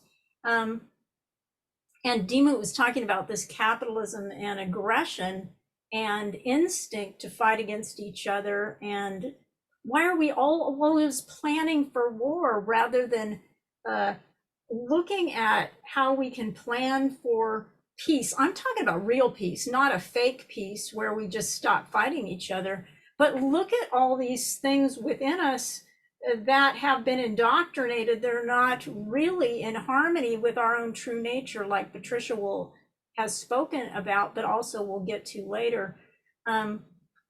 And when we're talking about Father's Day today, we have this out of balance male attribute, whereas a real balance of the real father is protecting and providing, like Patricia was talking about, and then working with the female as healthy helping teamwork, which Patricia talks about over and over. And so when are we going to start looking at what is our real nature instead of just taking and accepting this paradigm we've been handed down, that we're not good, that we have no idea what's going on, that we have to abdicate our power to someone that is the Lord. And I'm not talking about Lord like God, but the lords and ladies that we pay off to our mortgages and everything. They've stolen the land, now we pay our mortgages for their stolen land, and we're going along with all this, letting them dictate. So what is our sacred dream that we hold for ourselves at our deepest level, and what can life be? And I think we really need to start having a deep conversation about this. And what is authentic within ourselves? What is our true nature? How can we take responsibility for ourselves and the solution? One thing also, and I'm going to start moving into nonviolent communication and bring our nonviolent communication co-hosts. And I'm hoping, Cynthia, you found the other person and made them a co-host. Yes, they're all set. Great. So what's so amazing about nonviolent communication is that it doesn't assume things. So if you're coming from a projected viewpoint and you're projecting your world all over everything, like let's say you don't know any Black people as an example. So you project what a Black person is, you project what a Native person is without even talking to them or asking them or getting into heart-to-heart conversations with them, or wanting to hear their needs and their life, and getting so deep that they can expose anything to you. If you're doing that, then you're coming from a mindset that is a preconception that's not real. You're creating a quote unquote fake reality inside your mind, and you're living from that, and you're living from that projection. How can we start eliminating that projection? Well, nonviolent communication, and I'm going to ask my nonviolent communication people to come forward and talk about this. Oh, great. There's our beloved elder and our other elder that will start talking about this. But there's something that they have within nonviolent communication that brings forth being curious, a curiosity to not know and to find out.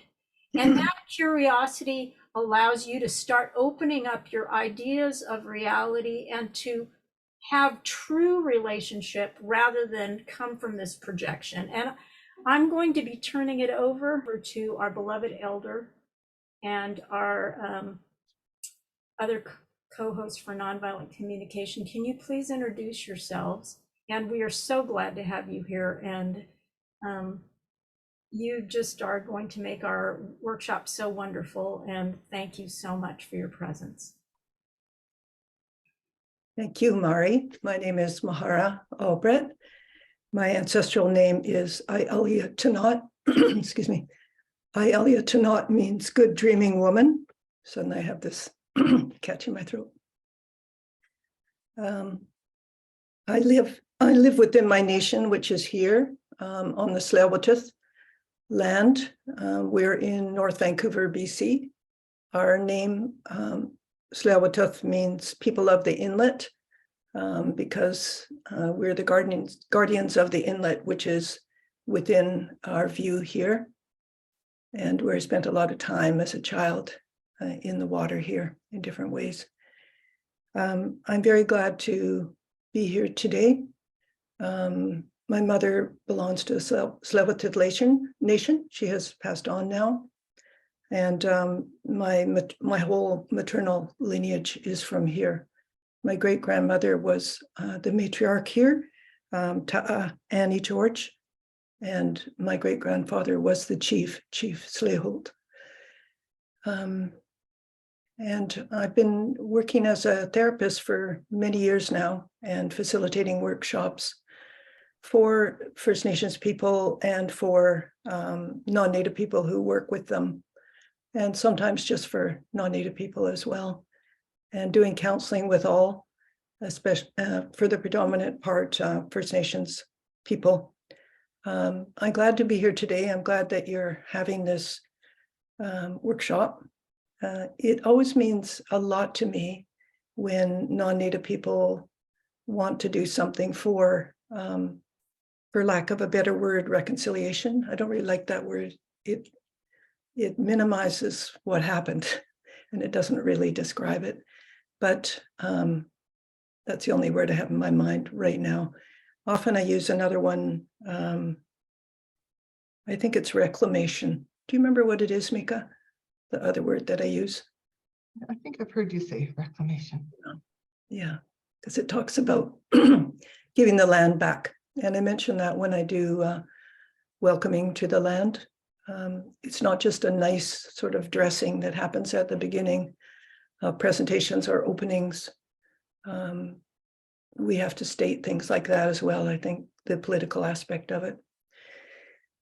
Yeah, so I've been involved in nonviolent communication which is also called compassionate communication, for about, I think it's 12 years, Mika, right, since I started. And I began with Mika. She was leading a practice group. I read the book, Nonviolent Communication, and by Dr. Marshall Rosenberg, and I really liked it a lot. And at the end of it, it talked about practice groups. And I was really excited and happy when I heard that. So I Googled it, and Mika's name and contact information came up right away. So we've become very good friends. She's a good friend of mine, and she's a travel buddy, and I can call her an ally. She doesn't call herself an ally because that's not how it's supposed to be. Other people are supposed to call you that. And she truly is. She truly is. The other reason that I like nonviolent communication is that it fits in with our values of respect and honesty and kindness, all of our values really. And it's very involved in naming your values and your ideals and your needs, all of which are very important. Maria was talking earlier about how someone was judging themselves for feeling angry about an issue to do with human rights. And nonviolent communication would say that that person's need for respect and compassion and accountability and justice, to name a few needs that were not being met in that situation. And those are common in situations of injustice and racism, etc. Those are the needs that are not being met in that situation. So I like it for that reason. And it is non-judgmental, which is also a value of ours. Mika suggested I tell the story about my great uncle Patty, who was fluent in the language. Our actual language is extinct. It's a version of Halkomilam. And there was a lot of intermarriage with Squamish Nation people. So the Squamish language was spoken here, and it's being taught here in the school. We have our own school now on the reserve, and my grandchildren go to it. So they are learning the language, which means so much to me because we were denied it because of the residential school. Yeah, my mother was in there and my grandmother, but everyone spoke it around us. And I'm grateful for just that I got to hear it a lot and learn a little bit of it, just a bit. But I remember listening to a recording of my great uncle Patty, who I spent a lot of time around, being interviewed by a young white linguist from Simon Fraser University. And one of the things that she asked him was, she was going step by step as they go. And so they'll say something like, how do you say the woman? So he told her how to say the woman. And then she said, how do you say the fat woman? And there's this very long pause. And I thought to myself, I bet you can't say it. I bet you can't, because it's not respectful. And sure enough, he said, I can't say that. There's not a word for that. And I talked to my niece, who belongs to Squamish Nation, which is our sister nation next door. And she said, yeah, you could probably say the wealthy woman or the well-fed woman or something like that. But you couldn't use that word fat, because it would be a very nice thing to say. It's non-judgmental. So that is within the language, and the language itself, although it can't be literally translated, it can be loosely translated. And one other thing was that, no, there was something else I was going to say. Oh yeah, how it's not literally translated is that I asked him once, I was talking to him about names and asking him about names and ancestral names. And I think I asked him what my Auntie Babish's name was. That was my grandmother's sister. She was a very sweet, sweet woman. And she was in residential school too. Yeah. And he said, well, her name, he said, when you go for a walk, maybe in the forest or someplace out in nature, I said, yes. And he said, and then maybe it's rained or maybe there's just dew, and there's dew on a spider web. And I said, yes. And he said, well, when the sun shines and the sun hits that dewdrop on the spider web and it sparkles. I said, yes. And he said, that's what her name means. Yeah. So it's a very, very rich language. It's very different than English. Thank you, Cassandra. It's very different than English. Yeah, English is a very limited kind of language. And I believe there are other languages that are not judgmental as well. There's one where, and it might be Spanish, Mika, you might be able to clarify that. But when say a cup falls off the table, maybe it breaks. They don't say you've knocked, and maybe you knocked it over. They don't say you knocked the cup over. They would say the cup fell on the floor. Is it Spanish? Might be another language. It is Spanish. Okay. Yeah, that's a beautiful language. Yeah, so I like non-violent communication because it's non-judgmental. And, one teaching that I have from an elder, and my grandfather on my father's side was Métis Cree. And this was a Cree elder that was speaking to us. And he said, and he used his hands as sometimes they do so that you remember something. Like I remember him using his hands like this. And he said, we have kindness, or there is kindness, and there is honesty.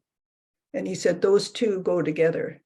You can't just have honesty and not have kindness, because that's when harshness can come in.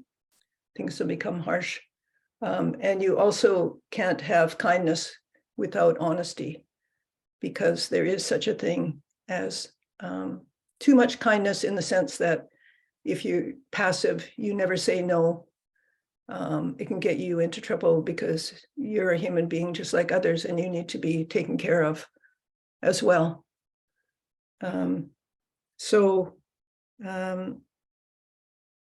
We have to have both of those. And the judgments or judgmentalness is a part of colonization that was brought in by Europeans in a very, very big way, sadly, in the residential schools. But I'm going back to my point originally, is that I'm very glad that things like this happen, and that non-Native people actually care to learn how to be different with us, or how to help to bring about, I don't know what word to use, healing, maybe that word, reconciliation again. A couple of years ago, our nation had a walk from where we are to the old residential school, which is here in North Vancouver. It's the one that my mother and grandmother attended, was called St. Paul's. It's been torn down since, and they put a high school, Catholic high school in its place. And I went to the kindergarten that was there, and I had a residential school nun for the kindergarten, and I'm still recovering from that. Yeah, that was 1955. So, but we did that march there, and it was the first time that had been done. And it's hard for me to talk about this without crying, but it was when the first bodies of the children were found. And that's why we're doing the march.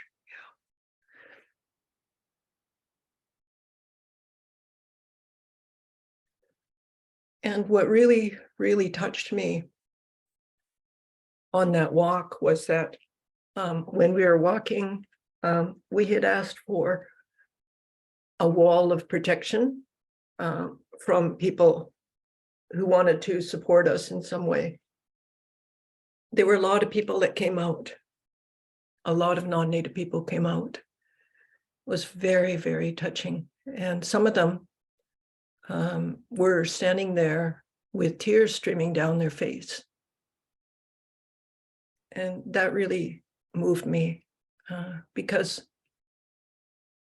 people, especially at my age, are not used to non-Native people, especially white people, caring and showing that caring and showing a desire to change, a desire to be different.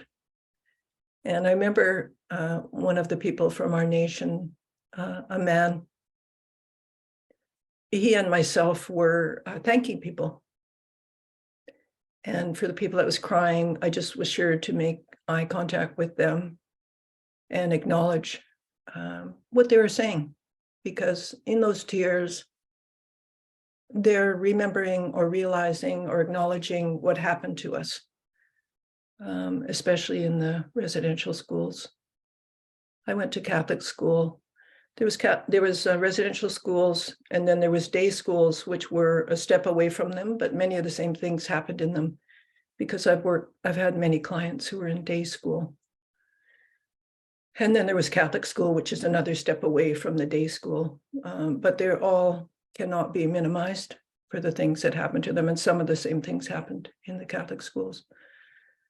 Yeah, by the priests or nuns, or we had a lay teacher too, who was very cruel. Yeah, I remember that. We thought we were, going to be lucky because we didn't have a nun. We had a lay person, but she was really mean, unfortunately. Yeah.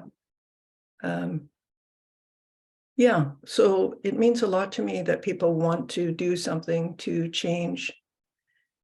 And I think one of the areas of change is to be aware of what you're saying and why you're saying it.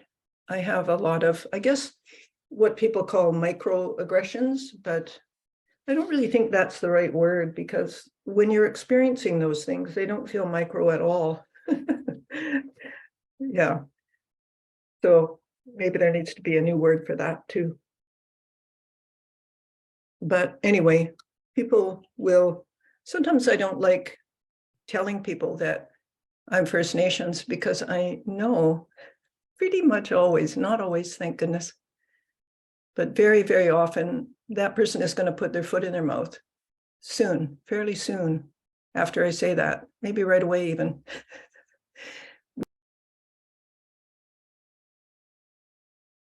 Oh, Mahara, you're muted. I don't know what happened.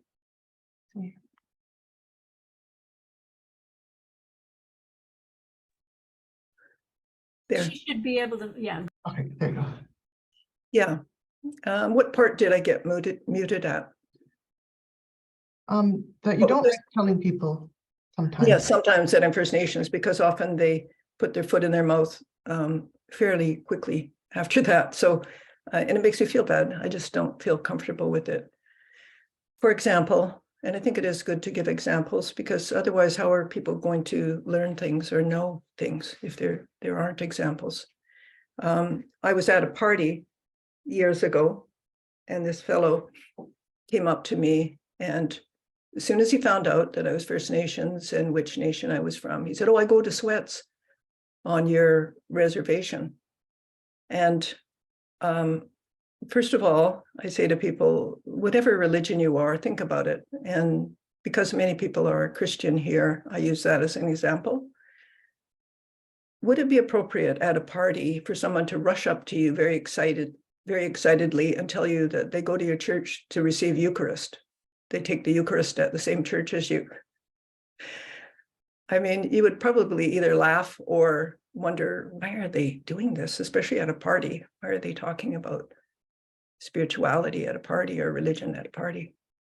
And also, what is their expected response?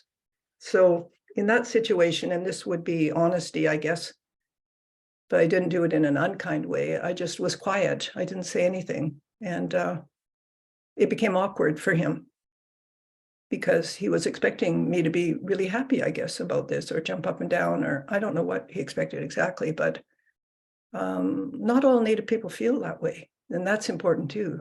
You know, we're not of exactly one thought on everything. We have many different cultures, for one thing. It's not just one. We don't all agree on everything or do things the same way. And we try to be respectful. Those who have knowledge anyway, try to be respectful if they're visiting a different community or, you know, a place with a different language, etc. They want to be cognizant of how people may do things differently. So, you know, that's one example. Another one is I was teaching a workshop, and one of my questions was, I was asking people what they knew about Indigenous people. And then we had a break, and I was sitting in a room. It was at a hotel or something, and we had sort of semi-breakout rooms, and there was a coffee table there. I was sitting on one side of it, and this white man came in, and he put his feet up on the table in front of me, and he said, "Tell me about this elder thing." You know, that didn't make me feel very good either. I found it to be disrespectful. It was disrespectful, and I think insensitive. I can't remember what I answered. Sometimes we find ourselves unable to say anything in those situations because it's awkward. I don't want to make people feel awkward. I don't want to feel awkward. But in another sense, it doesn't feel okay not to say anything.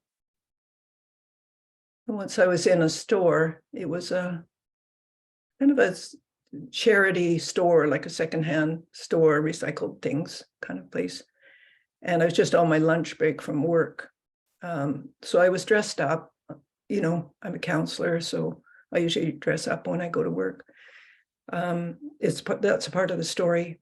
And there was a young Indigenous woman in there, kind of petite. That's also a part of the story because her baby was very large, and her baby was kind of squirming in his stroller. And the woman at desk was absolutely horrible to her. The woman was on assistance, social assistance. I don't know if you call it the same thing in the States, do you? It's when you're accessing social services and you're on a low income. So she was on a low income. She may well have been a sole parent. I'm not sure, but she was on her own there. And she was showing a form to the woman, which said that she could purchase furniture in the store for free, I believe. And the woman was really rude to her and raised her voice right away and said, you can't just say furniture. You have to say specifically what you want. And anyway, there's a line up here, so I have to get moving. You're going to have to wait, and then I'll talk to you. I'll talk to you after. Well, my blood was just boiling. I was so angry.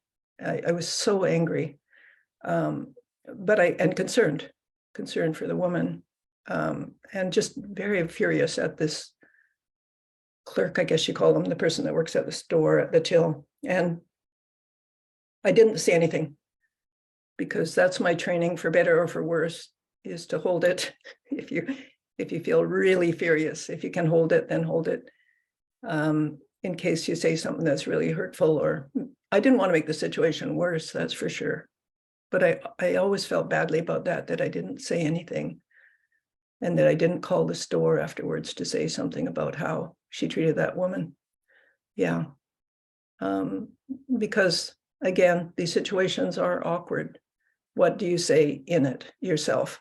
And then you're usually by yourself in the situation, like I was in all of these, except for the young woman herself, but she was even lower on the hierarchy. It's very important for everyone, and white people especially, to really understand that hierarchy that exists in society of social location, and what puts you lower on that hierarchy and what puts you higher on that hierarchy. I think that's extremely important, extremely important. So the young woman was on an even lower hierarchy than me because of how I was dressed and because of my age and profession, I guess. So she couldn't speak up, and I didn't feel I should speak up. And also I was by myself, there wasn't anybody there. So allyship is very, very important. It's really important to do. And sometimes if we have a different opinion than other people, then we can get ganged up on, like the issue of non-Native people being involved in Native ceremonies. We have different opinions about that. We don't all think the same, as I said earlier. But if I speak up, like when I was younger and I would speak up about these things, the white people in the situation would argue with me and get angry because they didn't want to lose their privilege of being able to do that. And they thought that we should all think the same, because some people don't think that way. They think differently. Yeah. So I'm just wondering if you could say, probably briefly, because there's quite a few people here, how that is for you. Like in compassionate communication, we say, how did it land? We take the time, you take the time in communication to find out how other people feel and how other people respond to what has just been said. So the impact. I had an intention of giving that these statements, and it's to be useful here and to be honest, I hope in a kind way. And so I'm wondering if a few of you would like to say how you received this. How did you receive it? See, we have a hand up, Stephanie, New Zealand. And if anyone wants to post in the chat, it's open too, if you would like to make some comments.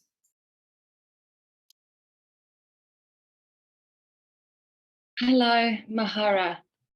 Hi. Hi, thank you for sharing those personal stories, experiences. Sorry, I'm just trying to change the view so that I can see you. how it landed. I had it landed differently with the 3 different experiences that I heard you share. And for me, what I'm really present with is that need for connection on a deep level, what do I want to say? What I want to say is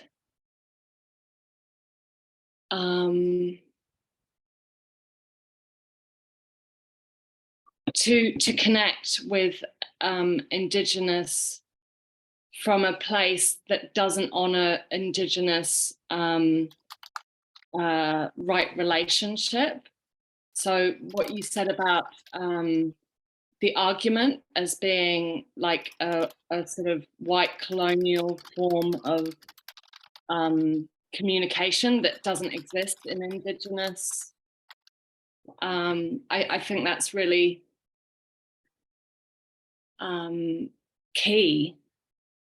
There's something about that because there's a fear of confrontation maybe. And so, but the example that I guess I want to share with you is when the young man came to you and said, I do sweat lodges on your land, I was sensing the intention of wanting connection, but instead he wasn't honoring your, he wasn't, so I'm wondering in myself whether the difference would be to come at it from a more curious point of view, like, oh, I don't know, would there be a way to say, and I just want to try something out with you if you're willing, in that situation, if I was that young man at that party, if I had said to you something to say, I'm really, you know, how would it land for you? Can I try something out with you? Mm-hmm. Yes. How would it land for you if I was to say, I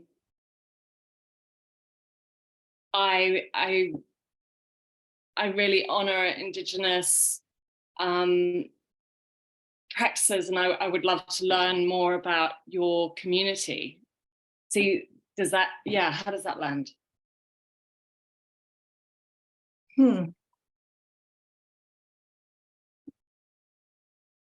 Well, just from the different experiences I've had with a lot of non-Native people who haven't done it well or haven't done it right, I sort of close my mind right away and say, well, I don't know, like, it's okay to go to events that are very open to the public, that are very, that everybody can come to, like powwows or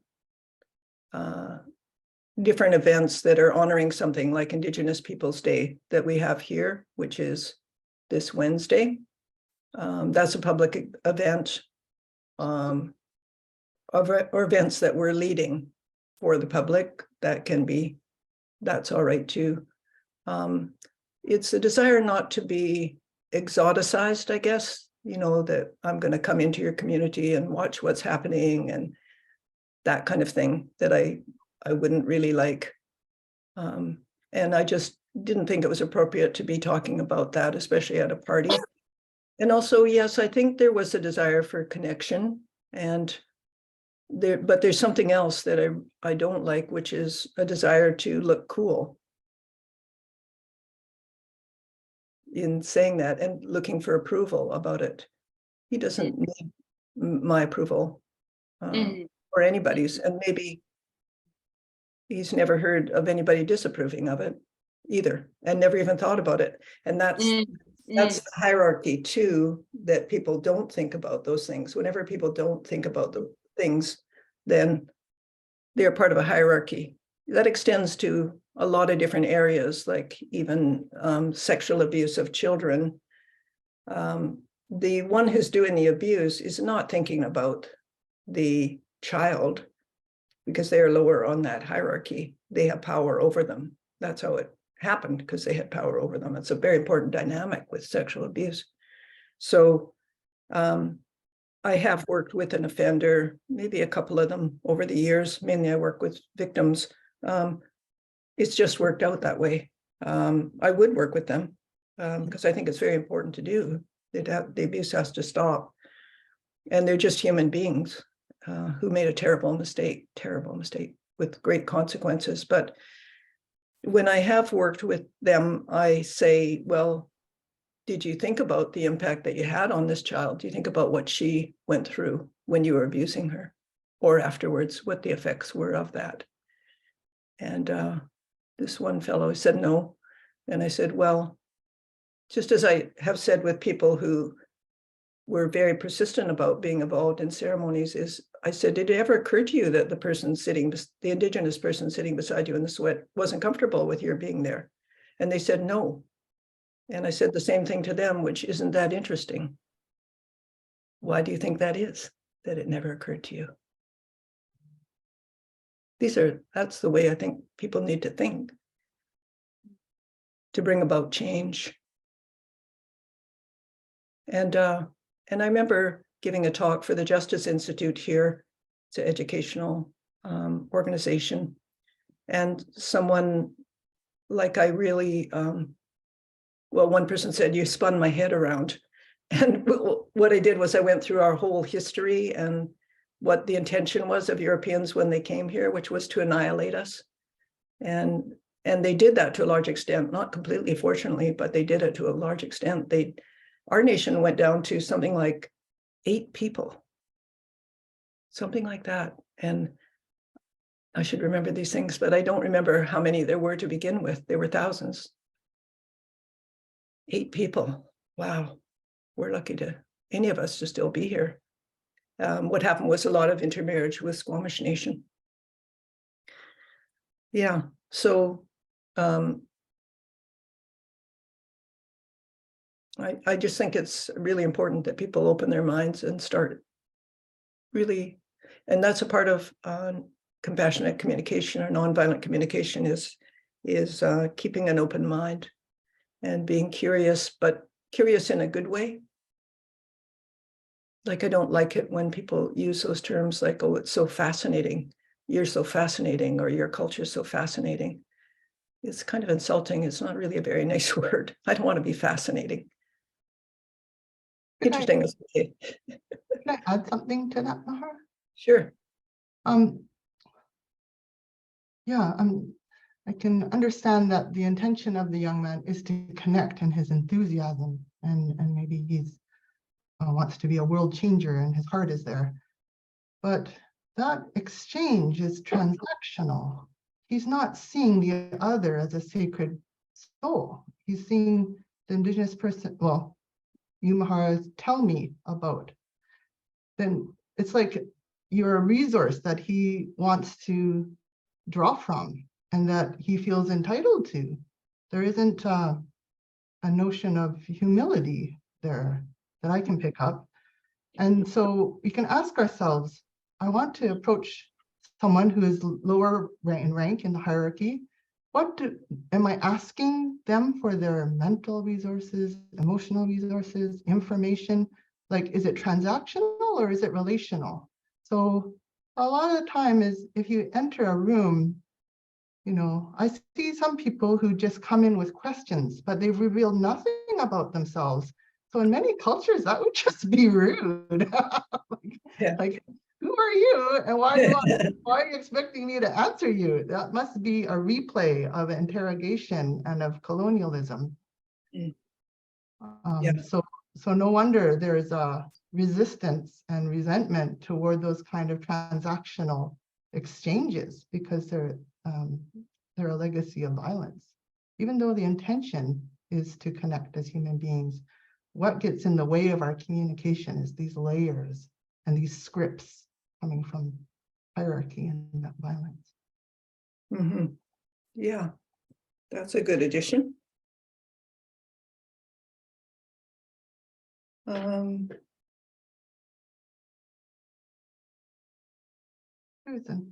another person who has a question? Yeah, Rahul? we have two more hands, and I'm going to go to who I believe is Maham, Mr. Yes. MZ, because I know you had your hand up. We didn't get to the first round.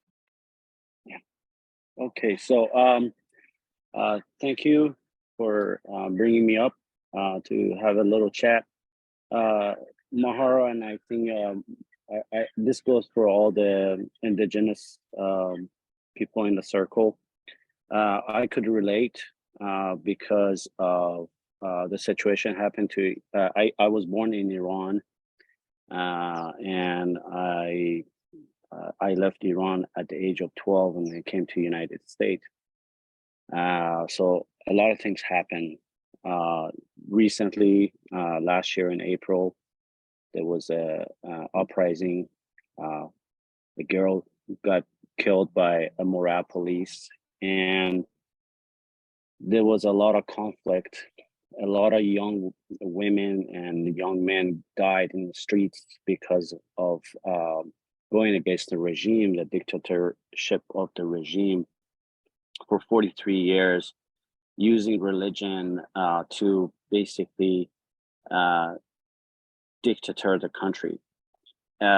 So we used to have more than 90% of indigenous all around Iran, but now they're close to 65% now. And because the reason for that is, and I know what's the reason for this is just the Western world, especially United States and Britain, had for almost 200 years focused on separating Iran into different states so they could have access to all the resources. Believe me or not, it's already happening. There has been conflicts between little states, between indigenous people of Iran, just different things. I mean, there's been just so much things going on right now. They're the morale police. They got cameras all over the cities. They're watching people, and they're cherry picking everyone who has the most highest ancestral indigenous. They're pulling them out of their houses, and they're raping their women. They're killing their children, and they're prisoning them, and they're taking over their properties. It's happening right now, right at this time as we're speaking. And a lot of Iranians, all outside of Iran, in Europe, in America, in Canada, they all protested. They all came out. They uprised. There was nothing. They were just like minimal. I say maybe about 80% of the time wasn't even broadcast on social media, on TV, nothing. And just because they have an agenda, and their agenda is to basically take as much as resources they can from Iran, and Iranians are just like, they're living so hard. They're having such a hardship in Iran, and all that resources they're getting, like right now, the oil is free. They're selling it to Russia. They're also selling it to USA. Mr. Biden, President Biden, is giving money through North Korea to Iran. I mean, this is a terrorist country, and they don't care about us. They don't care about the Iranian people. And when I see the indigenous of Native America being, annihilated, almost more than 70%, 80% of their tribes. I see that, from the country I was born, and I see that already happening now. I try to be on social media, trying to make comments, but it's so difficult because the minute I say anything positive is just like, I got attacked by the people who are part of the Islamic regime. They have, you know, they have reported me, telling me that I'm part of the organization, and I'm not part of the organization. So it was very challenging for me to make comments, just healing comments, anything to do a positive reaction. It's so hard. It's so hard to be in social media and make just make a positive comment. It's very hard. I wish there is a way that I could have empathy for my people without getting getting harassed or getting discriminated. And I see that. It's a very tough world we're living. And I hope that you as wise people could make some advices on how to approach that. Definitely. Thank you. Thank you. Thank you for sharing that. I feel very sad about what is happening there. And it must be really, really frustrating for you. Those are your people. It all comes down to a land grab and greed. It all comes down to greed. Unfortunately, it's always been about that. And that's what it was about here. It was about greed and about land grab, and it still is. It's still happening now. Yeah. My community, I don't know whether I'm supposed to be speaking publicly about this or not, but I will, has been convinced by one of the pipelines, it's called LNG wood fiber pipeline, to allow it to go through our territory. I voted against it. A number of us voted against it, but it just came in with a majority. And part of that is still a part of colonization, because people have been trained that these things are important because they're going to give us a lot of money. But it kind of makes me sick to think about that, because they're going to be doing fracking, which is never good. And but at the same time, I think that we were pressured into it as well, because the Squamish Nation was already convinced to do it. The particular chief and council they had at that time agreed to it. So it's already being built. And, you know, they're going to want to complete it. And as one of the band members said, what would happen if we said no? Because we know what's happened in some other places when people said no. So it's pressure. We were pressured into that position. It's not my position. I still don't agree with it, but I can't do anything about it. And it's hard when you can't do anything about it. Just as it is, I'm sure you feel powerless in regard to Iran. Sorry, I can't see the same person anymore, so I can't see your name. Yes, there you are. Yeah, I imagine you feel frustrated and powerless in that situation. And that's how I feel about this one as well. So I can empathize with you. And I hope you can empathize with yourself, because it is hard. And Mika's going to do an exercise with you, a nonviolent communication exercise. And so hopefully, I really encourage all of you to learn it. Learn compassionate communication, because it can make a huge difference to your life. Really made a big difference to my life and my relationship with my daughter. And I'm still using it for that. And I've used it with my grandchildren. My grandson's 17 now, and my granddaughters will be 13 on July the 4th. But I've used it with them all along, and I taught it to them when they were younger. And they really respond. Children really respond beautifully to it. Mika will probably talk about that. So Mika, do you want to take over then? Sure. I just want to respond first, and then I see that Wendy's hand is up. Oh, But I would like to say, sorry, I don't see your name because you're small now. The screen is small, but one way to resource ourselves is to really honor the beauty of our needs.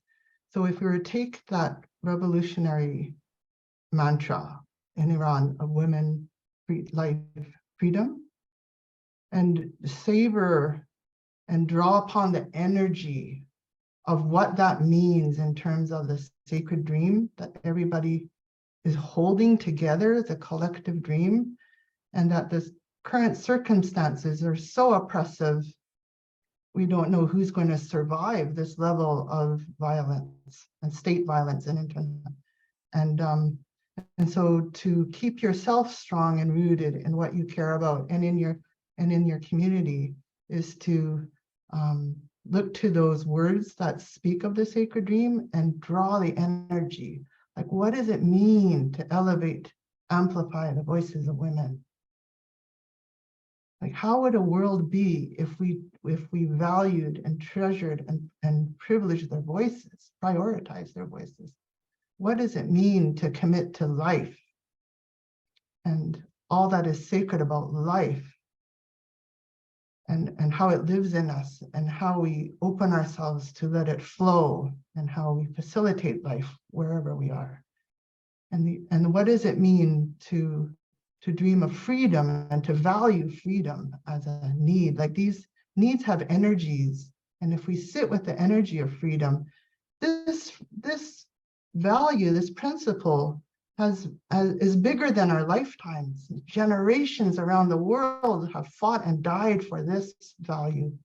And so to draw upon the energy of all that have sacrificed their lives and all who are working so hard for this need for freedom, to draw upon that collective energy, just to resource yourself in this very, very violent time and unpredictable time. That's also part of what nonviolent communication teaches, is what Mari was talking about, the sacred dream energy. So that these needs are not just words, but life-giving energies. So that's part of what I wanted to share. And then I think Wendy wanted to give a feedback to the previous speaker. Is that right? Yeah, you had just asked, how did it land? And I'm not 100% sure I understand what you're asking for. I think I do. You let me know. Is it to Mahara or is it to the previous speaker? It was to Mahara. Yeah. Oh, to Mahara. Okay. And also included in that is a response to Diemut. Diemut? I don't know how to say her name, who talked about the children being quiet in class and not being able to speak. But I wanted to start first with you, Mahara, just how it landed with me. It's with gratitude. These things that you're saying are not things that I really hear in many other places. And I feel very thankful to be included in such a healthy thing that's I feel illuminated and enlightened. It's like these are very useful, helpful things. And the level at which they're helpful is when Diemut said she was doing her art class and the students said, "We feel concerned. Our teacher wants us to be quiet and we want our teacher to be happy." I'm like, that's been me all year. And it never landed on me as upsetting for children to have to be quiet. I never even saw it from that point of view. Even though I did share with them, I do want you to speak. Can I give you the power to speak in a whisper so that you're all able to communicate with each other, but that when I need to speak, you'll hear my voice and you'll stop and you'll hear me? But I was not able to create that in my room where I wanted them to have power, but I noticed that overall, I want you all to listen to me, right? And I didn't even notice it contributing to that whole dynamic of don't have your own power, don't speak out over others, like that. I was starting to build that whole fractured system of support authority. So I found that especially enlightening. Thank you.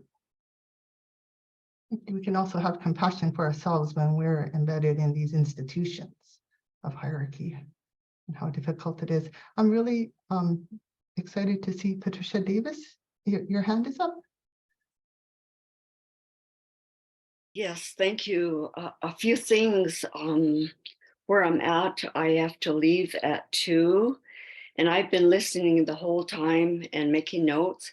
So really briefly regarding the, it applies to everything that has been said, that when we respond, react to the perpetration, then our reaction and our response is then fashioned into a weapon. And there's a second level of attack, which is called reactive abuse. So I'm just naming it here in terms of what people are talking about. I mean, this applies everywhere. It applies internationally. It applies to everyone, to recognize that there's the first level and then there's a second level. And women, especially, and historically, women and people of color, in a win-lose system, we have to agree to lose and pay to lose. So when we set up a healthy boundary, then the second level of attack is called reactive abuse, because if we cry, we're going to be blamed. If we run away, we're going to be blamed. If we are a truth teller, we're going to be blamed. So that's called blame shifting. So I want to bring that out about the school situation, which is the programming to values that are antithetical and contradictory to Indigenous language and culture, and values for living in family and extended family and community. The other one is just to say that my parents met at government Indian boarding school. That's how they met. And my father brought my mother to his reservation in the Navajo reservation in Lukachukai, Arizona. I also went at 12 years old to Catholic Indian boarding school. And my experience was even this light complected, and for various reasons that I won't go into here. Basically, it's rape by the invader in the past generations on the Choctaw side, in the plantations, when they were forced by Andrew Jackson, forced removal from homeland to Oklahoma. My mother's people remained behind. However, I went to school at St. Catherine's Indian School in Santa Fe, New Mexico, and I was continually told don't be Indian, don't dress Indian, don't go to ceremony, don't do anything. Total self-betrayal, self-negation, self-effacement. And then the consequence, of course, goes to self-destruction, to high rates of suicide and alcohol. And that has to do with the transgenerational, from generation to generation, of unresolved anger issues. And then it's perpetrated on those in proximity around us. And that's what domestic violence and lateral violence is. So we're not the originator of it. We're not the root cause. We're part of the bridge to the youth, to revitalize language and culture for the creative solutions, to design and create the co-creative solutions. And then also the 5 senses. I said 5 senses are a 5-finger people that refers to ourselves as humane beings, with the E, humane beings. However, we have the name, I'm not going to say it here.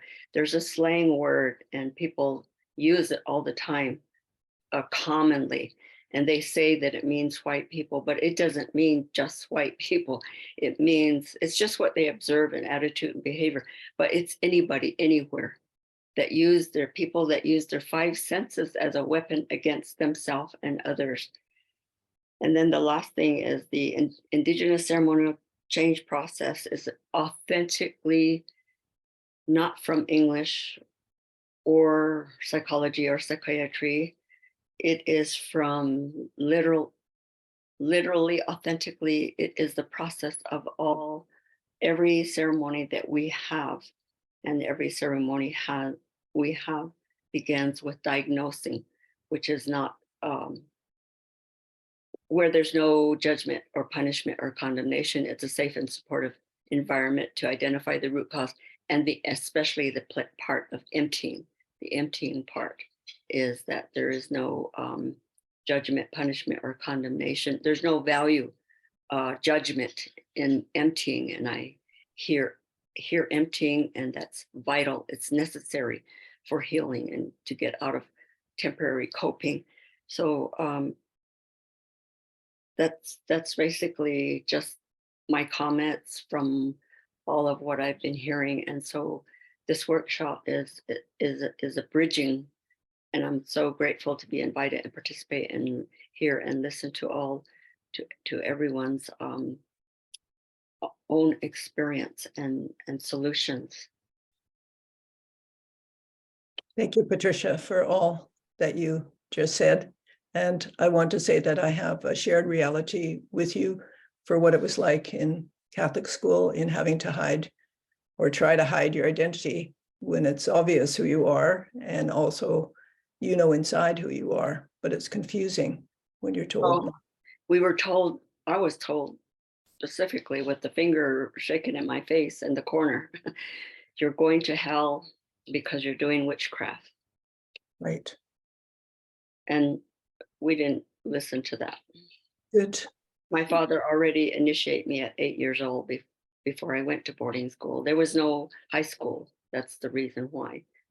However, we all must be willing to let someone empty in a safe and supportive place. And grateful to Mari. Thank you. And all of you. Thank you. I want to share one resource, and I learned how Abraham Maslow distorted Blackfoot teachings in that pyramid that you shared about self-actualization at the top. So I just put the link in the YouTube for people to look up, because what's missing completely is the collective community needs. So I wanted to share that before we go into nonviolent communication. So I'll correct Carl Jung too. He says collective unconscious. I'm going to suggest collective conscience. Call it echoes and holy thinking and moral reasoning, the appropriate function of our whole brain thinking. Thank you very much. Mika, I wanted to share one resource before we go on, and it's called Survival International. It's an organization that I support and encourage everyone to support to help to stop the demolishment of tribes all around the world, especially those untouched, who haven't had the colonization process happen to them at all or very much, but that is encroaching on them. The same thing may happen to them, but this helps to prevent that or fights against it. Yeah, Survival International.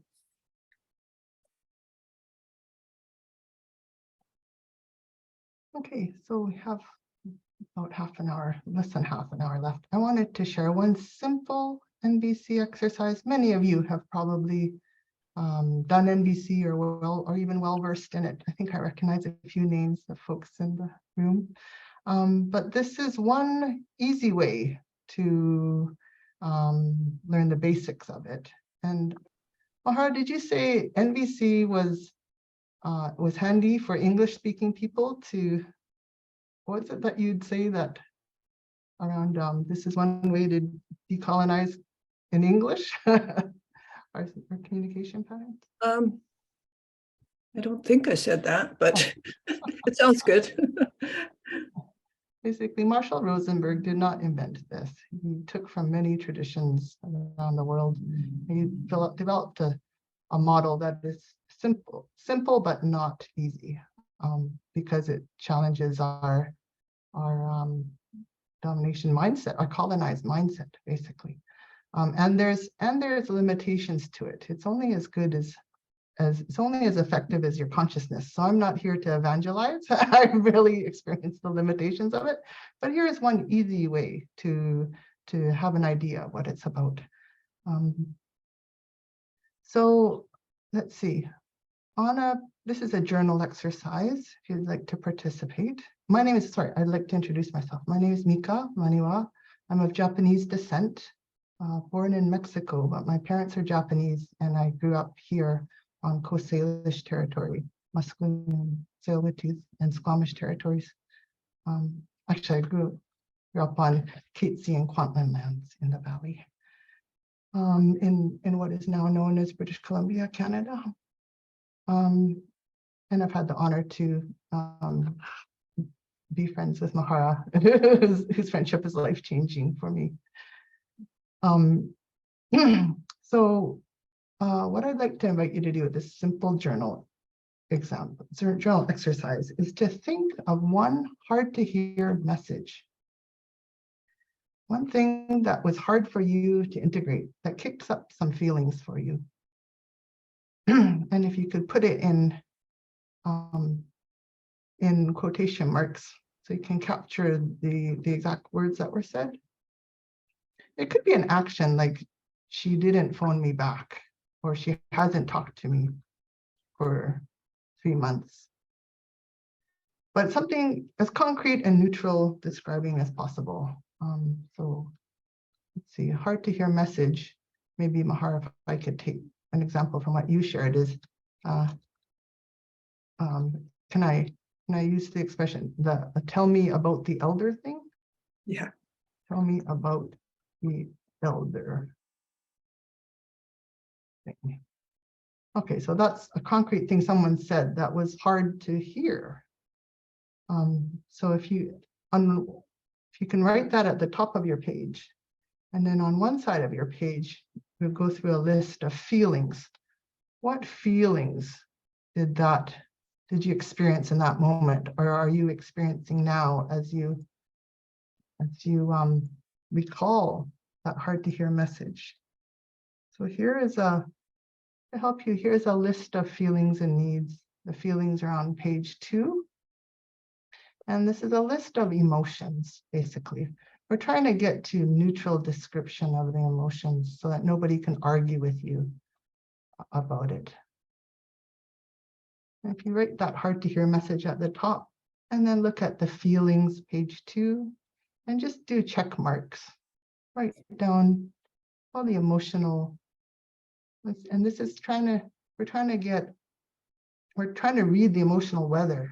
So we're looking at all of these words that indicate feelings, picking the ones that are true for you, adding more that aren't on the list. And we're just checking in with ourselves to what was the emotional reaction. So people are using their own examples from their own life, correct? Yes, please use, thank you for that clarity. Please use an example from your own life.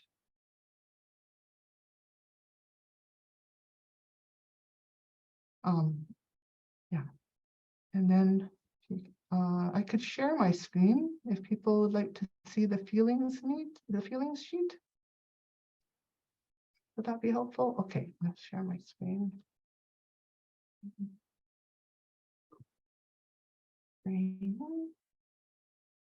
Oops, and let me go to the feelings and needs sheets here.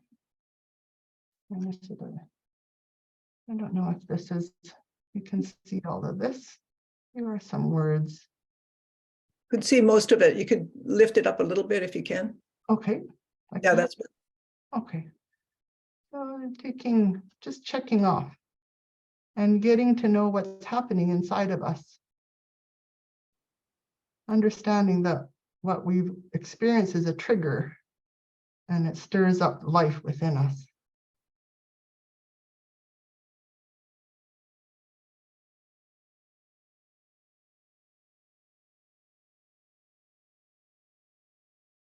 And how is it for you to be looking at this list and seeing, it's kind of like a sorting process. What's true for me? Yeah, in that moment, I was feeling scared. That moment, I was feeling really resentful. That moment, so it's a self check-in.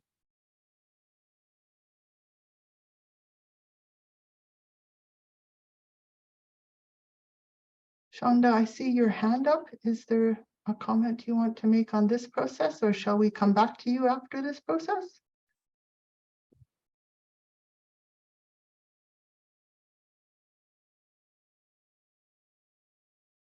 There we go. I'm sorry. My mic was locked. Yes, please come back. I had something I wanted to share to get a perspective of everyone in the room. Please Okay. come back. I'll come back to you. Thank you. Thanks for your patience. Okay. I'm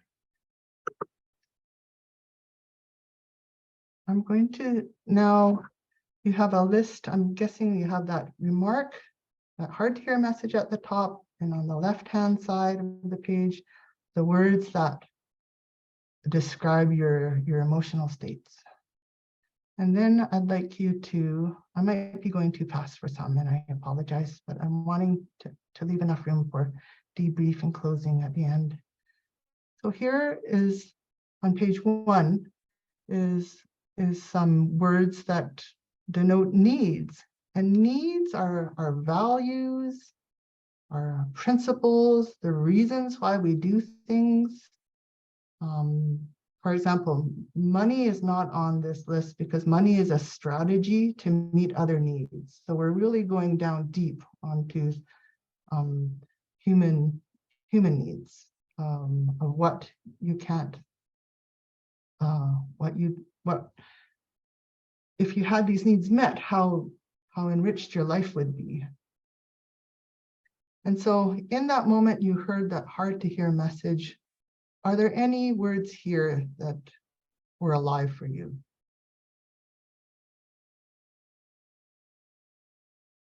And there may be, and this is just a sampling of words. No one has the right to tell you what is a feeling and what is a need. So you can put your own words down too. So it's just an invitation to check in.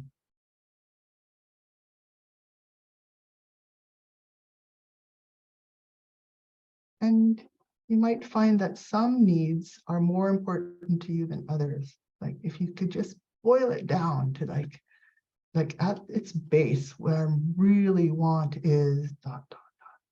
It could be respect, dignity, connection, above all else. You can do this sorting process so you can get in touch with what matters to you.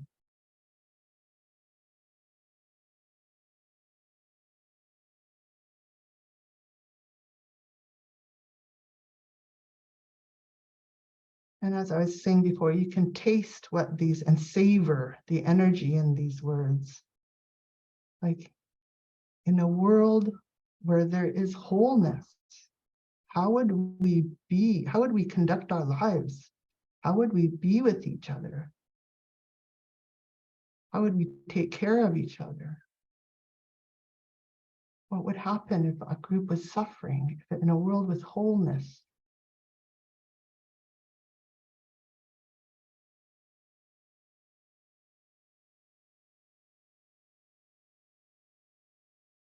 In a world where we all value integrity and we conducted our lives with integrity, what kind of world would that be? What kind of communities would we live in?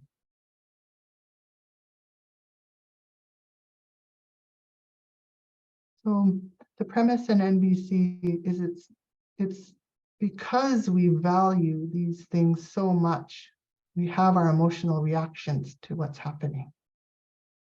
And these needs will motivate us to act in the world, to take action.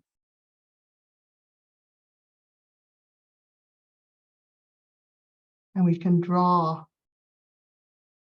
our inspiration from the beauty of these needs. But trust is not just a word. It's vital to living in community.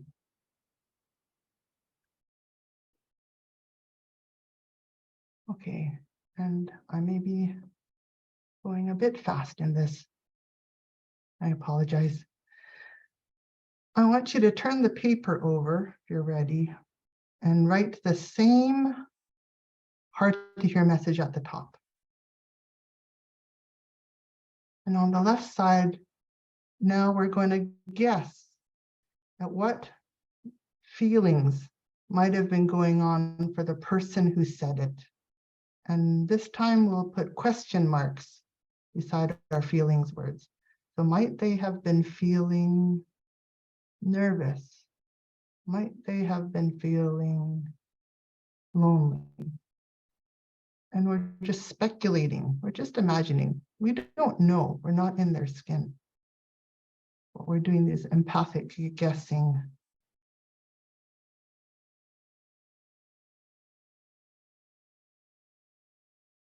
This might be hard to do if you have not received enough. If you have not received enough empathy for what you're going through, then switching to them may be premature. Only do this if you're curious about the other person's experience. If you're not curious, then it's a sign that you need more resourcing.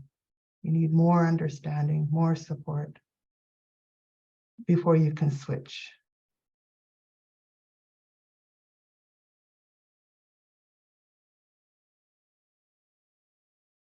And so these are just question marks about what their emotional state might have been. And then on the right-hand side, we'll guess at the needs they were trying to meet. So in NVC, they say everything that is said or done is an attempt to meet needs. And some ways we try to meet needs are tragic.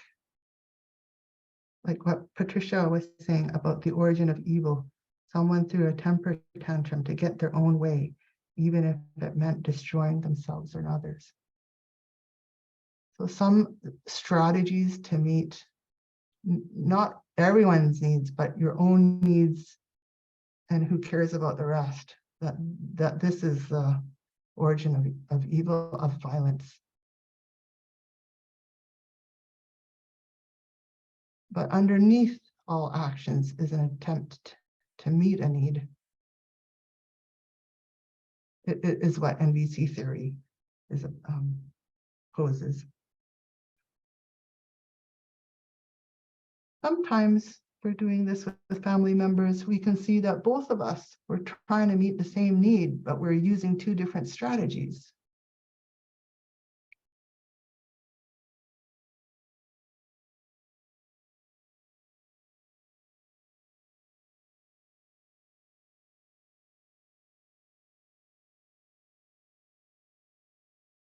Okay, and this is faster.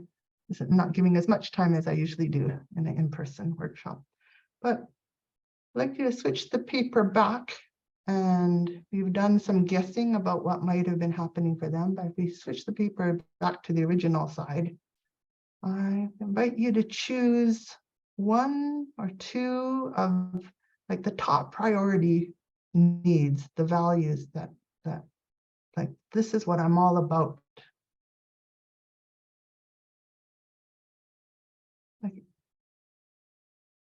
if you could circle the ones that really have a lot of power for you.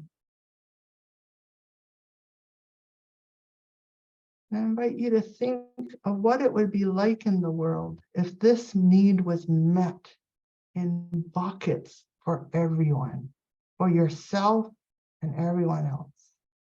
Just how valuable this need is, how beautiful and powerful it is. How would your body be in a world where this need is valued, where societies try to meet this need for everybody? And draw some sustenance from this energy. And do you see how it would enrich so many people's lives, not just your own? And do you see why you champion it, why this matters to you?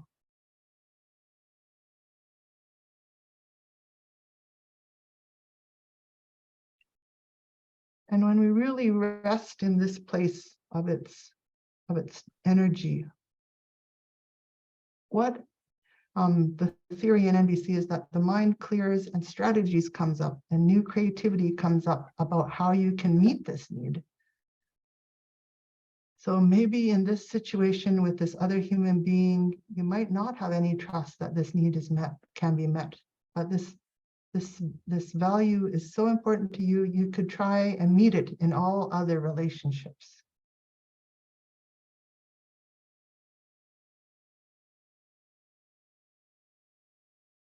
Or you could simply just own it, that this is important to you and it matters, and that you matter.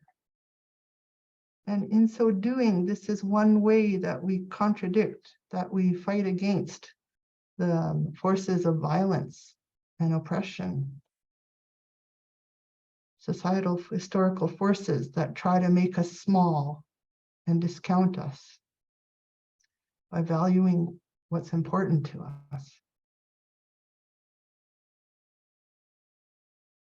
This is one way where we can keep, and we can engage with our agency. This is, so I hope this gave you a little taste of what it could be about. It's a bigger process, and but this is one small step for more self-connection, and one small step towards compassion for the other. I think I'll stop there.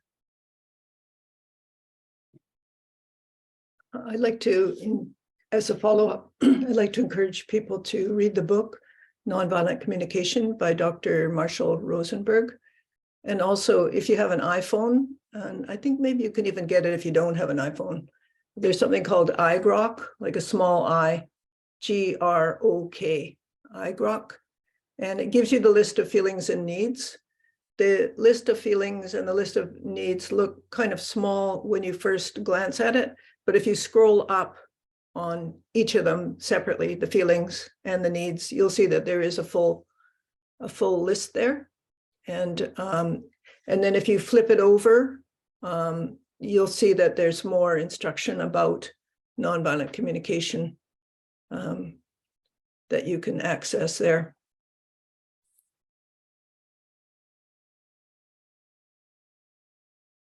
And also there's study groups all over the place. So if you want to practice it, that's how you can really bring it into your life, is practicing it over and over. And it is so amazing to bring into your life. Whenever I feel upset, I just go to my journal, or I call Mika and I write down all my feelings and give myself empathy, and all my needs and give myself empathy. And I always feel better, always.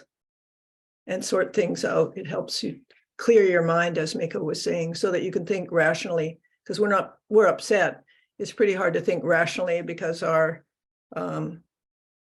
frontal brain goes offline.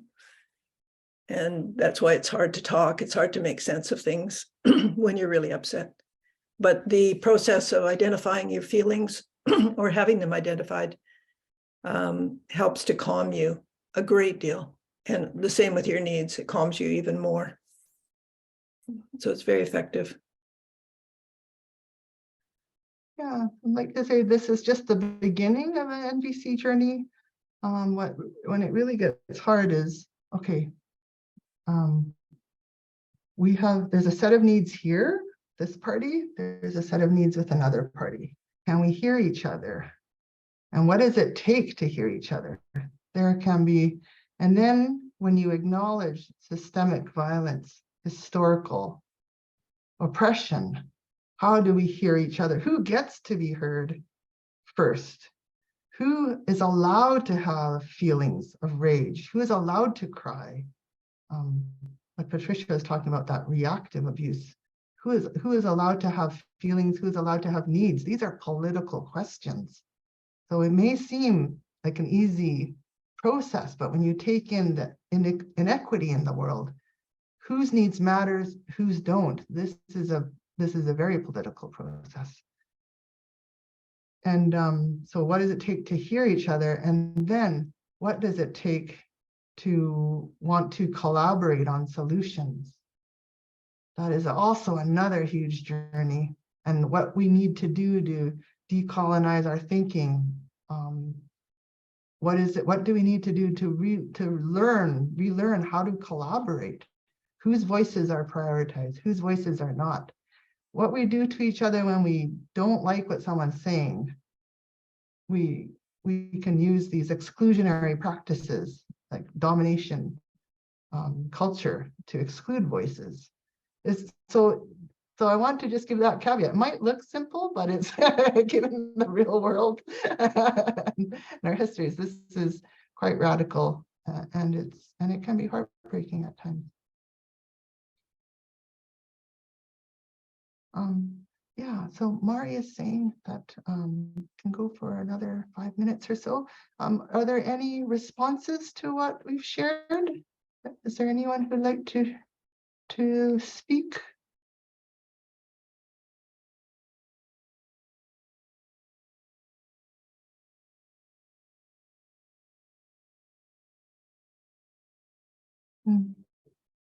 There's Stephanie and then Wendy.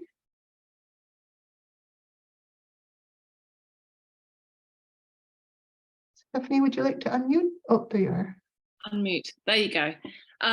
Yes, thank you for this opening. It's really it's really begun something and I really am so grateful for all of you and anger. I'm realizing that I have such my own process with when I sense anger in the collective, and anger is justified, and so yeah, it's big emotions, and so I welcome learning more about these forums and how we can continue this. Thank you. Yeah. And Wendy? And you're muted, Wendy. Did you? Oh, not able to. Maybe we can help you here. Oh, there you are. Yes. Can you hear me now? Yes. Do you happen to have already, like on a YouTube or something, like that thing you did where you walked us through the process? I can email it to Mari. We could email it the journal exercise. Yeah. I would love that. Okay. I found it helpful. Thank you.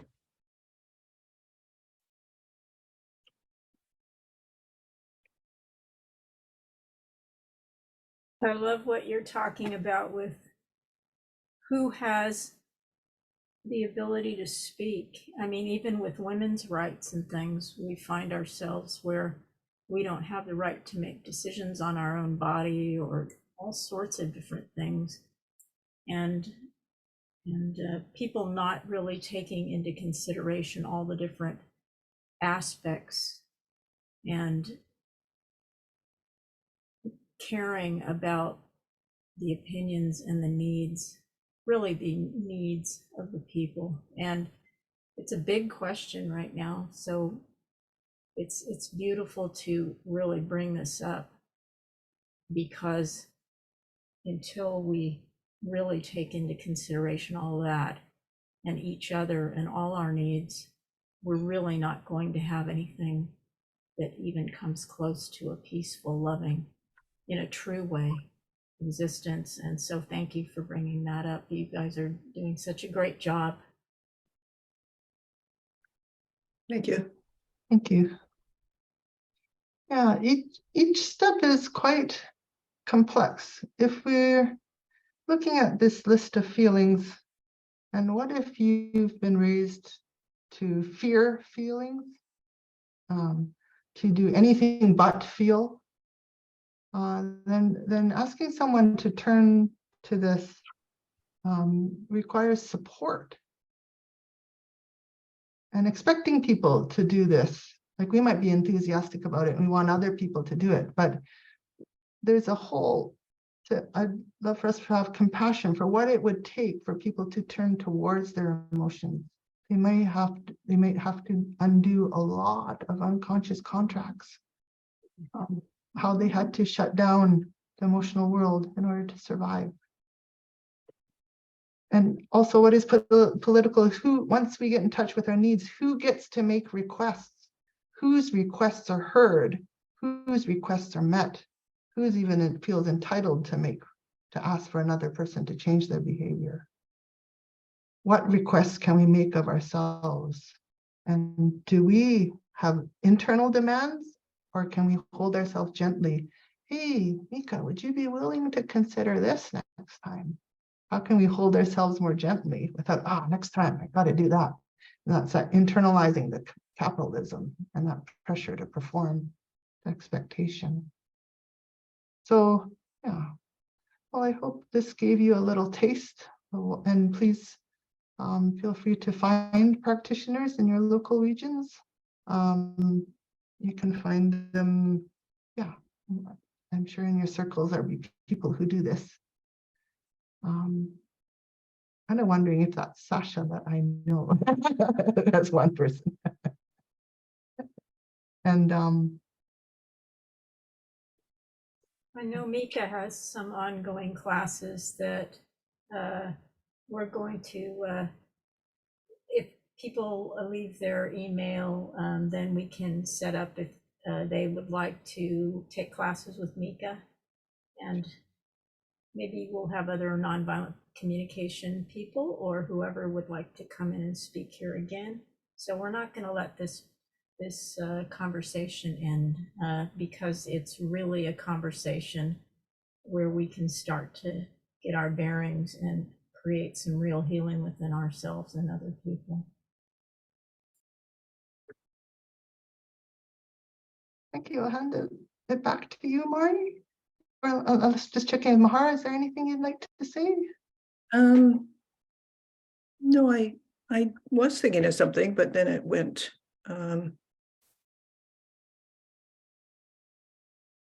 I think that it can really help to bring about peace in the world if more and more people learn nonviolent communication or compassionate communication. It's phenomenal, like the couples group that Mika and I are doing, which we think is funny because we're both single. I'm divorced and she's separated from her partner. But it's going really, really well. And teaching them about this kind of communication has made an incredible difference in their lives in a very short time. Very short time. I'd say after the second class, because they reported back in the third class how much it had helped them.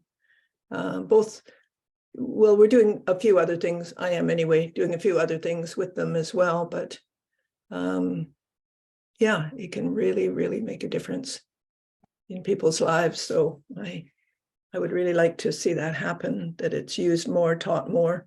We're going to be working with my staff in the health department here at Sleil, Waututh. I work for the band, doing counseling 3 days a week for the community, but as well as the couples group. But we are going to be working with the staff. And then we're going to be doing a workshop on grief, which is one of our most important issues. And they're going to be doing a ground search for bodies for the St. Paul's residential school, which is situated on Squamish Nation land. So we want to prepare people for that, for the grief that could arise. And I'm sure they will discover bodies because they have in every, as far as I know, they have in every other residential school that they have excavated or whatever it's called. Yeah. So we're going to keep spreading it. And we'd love to do a couples group again because we enjoyed it so much. We enjoyed it as much, if not more, than all the participants. We were so happy with the results of it. So we'll be doing that again and probably other things in the future, I imagine. Oh, we're going to Mexico to help, I guess, liberate some of the women there and change some of the attitudes of the patriarchy, because my son-in-law is Mexican. He wants us to come down. He's starting a business there and he really wants to employ mostly sole parents or mothers. I prefer that term to single mothers because that has a stigma now. And as one of my mentors said, they should be called soul parents because it takes a lot of soul to raise a child on your own. Yeah, so he's going to be hiring a lot of them, and there's sort of a kickback to that, employing women. And he also wants to employ Indigenous people and people with disabilities. So I'm very glad that he's doing that. He's very much a humanist. That's all I have to say. If anybody's watching and they're not in the room and they can't put their email down in the chat, you can write Kaiumari, KAIUMARI.m@gmail.com and get a hold of us, and so we can direct you to what you're looking for, if it's nonviolent communication or workshops with Mahara and Mika, and if you want to just get a hold of the ancestors of the four directions. So I thank you so much, both of you, and just your sharing of heart. And I find that listening to people that have experiences, that have gone through things, just really can open you if you can hear it and put yourself in their place and walk in their place, or try to, or want to be in the place of love, want to be finding your way, a way of opening your heart. So I really, really appreciate you both being here. You have given us so much in this workshop, and I thank you so much. Thank you so much. On that note, we will be ending this workshop. This has just been really an amazing few hours of insight, looking at different aspects of where the culture's at, and kind of what is really not in harmony. And I think what really stands out for me in this is that it is complex, and at the same time, that there is something within us. If we allow ourselves to feel it, if we allow ourselves to look at it, even if it looks dark and ugly, partially, that we can create a space or start feeling our way into what we know at a deeper level, intuitively, quietly, even innocently, could be a world where we can honor and love ourselves and each other, and to not put ourselves and our true needs on the back burner, as well as others' true needs, to look from a place that has more of an innocent curiosity, not curiosity like Mahara was talking about, that is looking at somebody under a microscope or something, or seeing someone as an exotic thing to study, but rather a curiosity of opening your sphere of mind and heart and attention, your being, to what the possibilities are, and not seeing them through a framework, to know that that framework might not be real. It might be an imprint, it might be something that has been fed to us, and that our heart, at some deeper level, if we really reflect into it, can start feeling its way into sensitivity, start feeling its way into being aware, and start bringing that and calling it forth in our being as we proceed with walking around and being on the planet, to put ourselves in each other's shoes as much as possible, and to open to wanting to know the others, what they're going through. Know them as a friend, as a beloved, and not to assume right off the bat that's going to happen, but kind of quietly come into that, be invited into that heart of the other person. Invited. What does that feel like? So as we go out, we are going to start a beautiful ceremony of closing. And I'd like to start with a prayer in Gaelic. I riam in you, the guach na flash, the sashish glenu, nyela na gali, na liak tina, the mira lasrach, duas goya, nivnat faraga, moon shas fakt talun, naiganat karaga. We go forth today under the power of the heavens, the light of the sun, the radiance of the moon, the splendor of fire, the speed of lightning, the swiftness of the wind, the depth of the sea, the stability of earth, the firmness of rock. From the heights to the depths, may we be encircled in love, gentleness, and safety. And I would like to pass to our Uncle Raul to sing us a beautiful song, thanking the ancestors.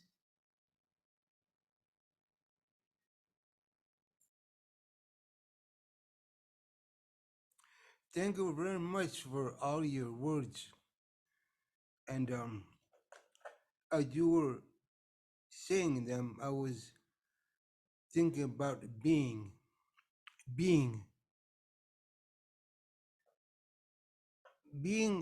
is being alive, and being alive is incompatible with thought. And you have to start with silence. When you start with silence, everything comes naturally. You can forget yourself. You can forget your programming and just be alive. Don't think about it, do it. Closing songs. This song we send, in the exiting song, we send the ancestors back. We thank them for coming. We thank them all for coming from wherever you came from. We're finished. We ask them to thank them for their blessing, and they can go back now to where they come from. And then the second song, they respond and they say, our prayers have been heard, rest assured. And they will be answered. They will be answered by life, a life's way. Here's the songs.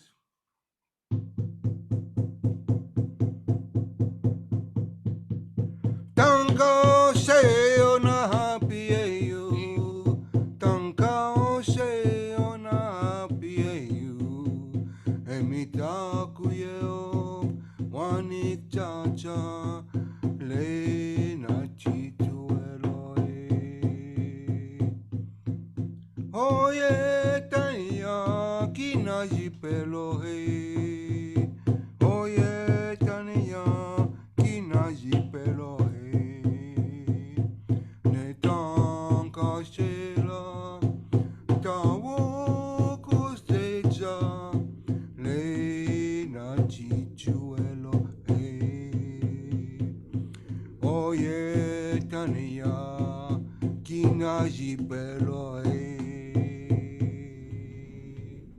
Aho, mitakese, many blessings, all my relations.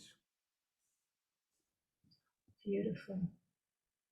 Deborah, are you praying us out, or are you going to, did I say your prayer for you? Are you there? I'm here, and my deepest apologies. I had to get called away, but I've been listening at the same time. Very good. So, And would you like to pray us away? Yes. Or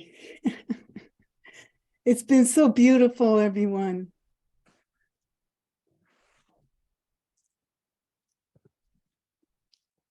Oh, are we there? It's okay, Deborah. We can go to Cynthia right now if you. All right. Let's pass to Cynthia.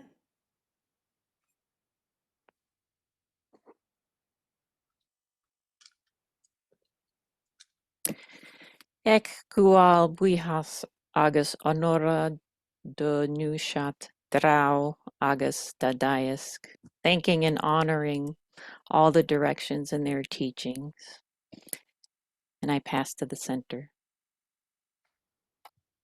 And Sister Joanna, we call to you to close the circle.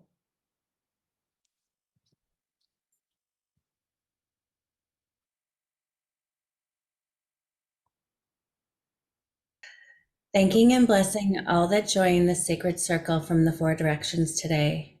As we close this circle, we reflect on all the messages and prayers shared today. May our thoughts, words, and deeds reflect the good work of aligning our relationships with Mother Earth. The sacred circle is now closed. May we go out into the world wrapped in a blanket of love, light, and protection, all our relations.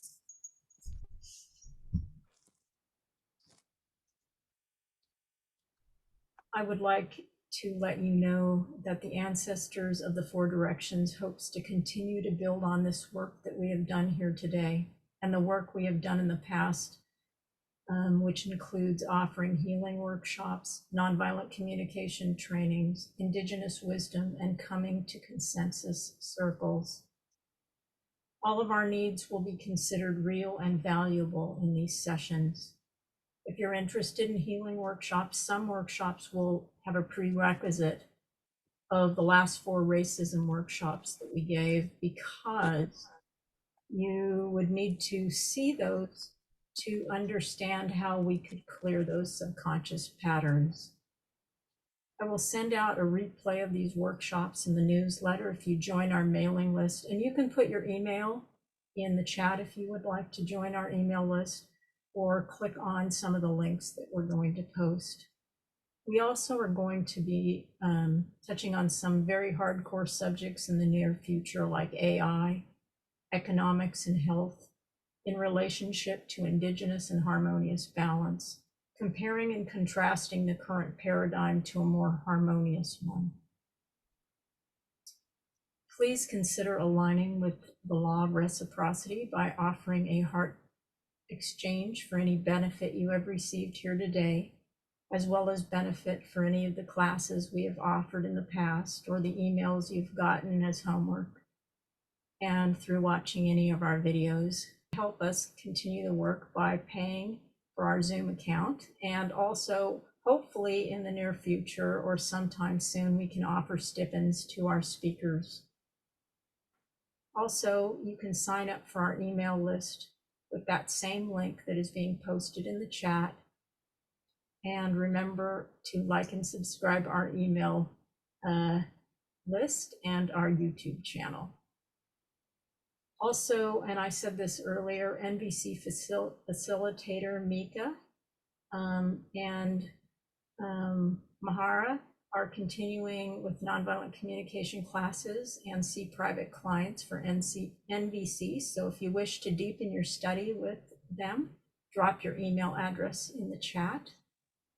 And thank you to our elders, nonviolent communication facilitation team, our tech team, our sharing circle leader, our ceremonialists, my co-host. No, he actually is in the hospital right now, so I still put prayers out to him right now.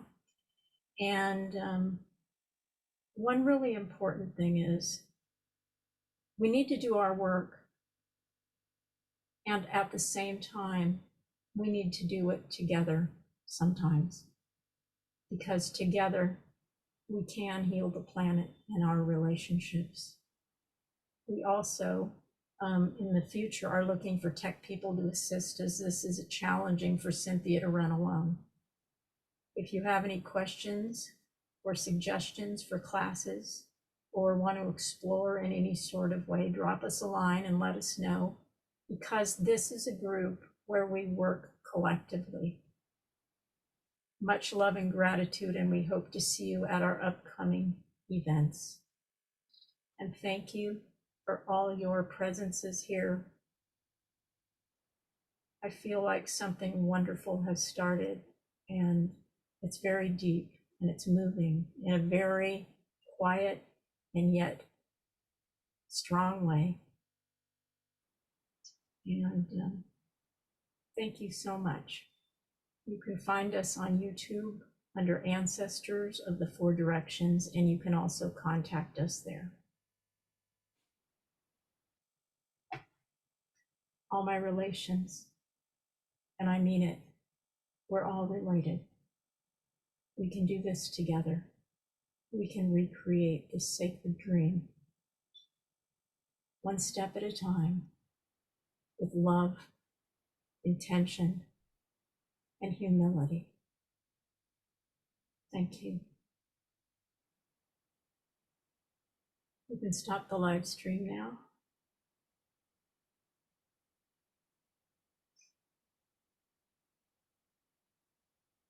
If you would like to get in touch with Ancestors of the Four Directions, you can find us on YouTube or at our website at https://medicineway.wixsite.com/living ceremony.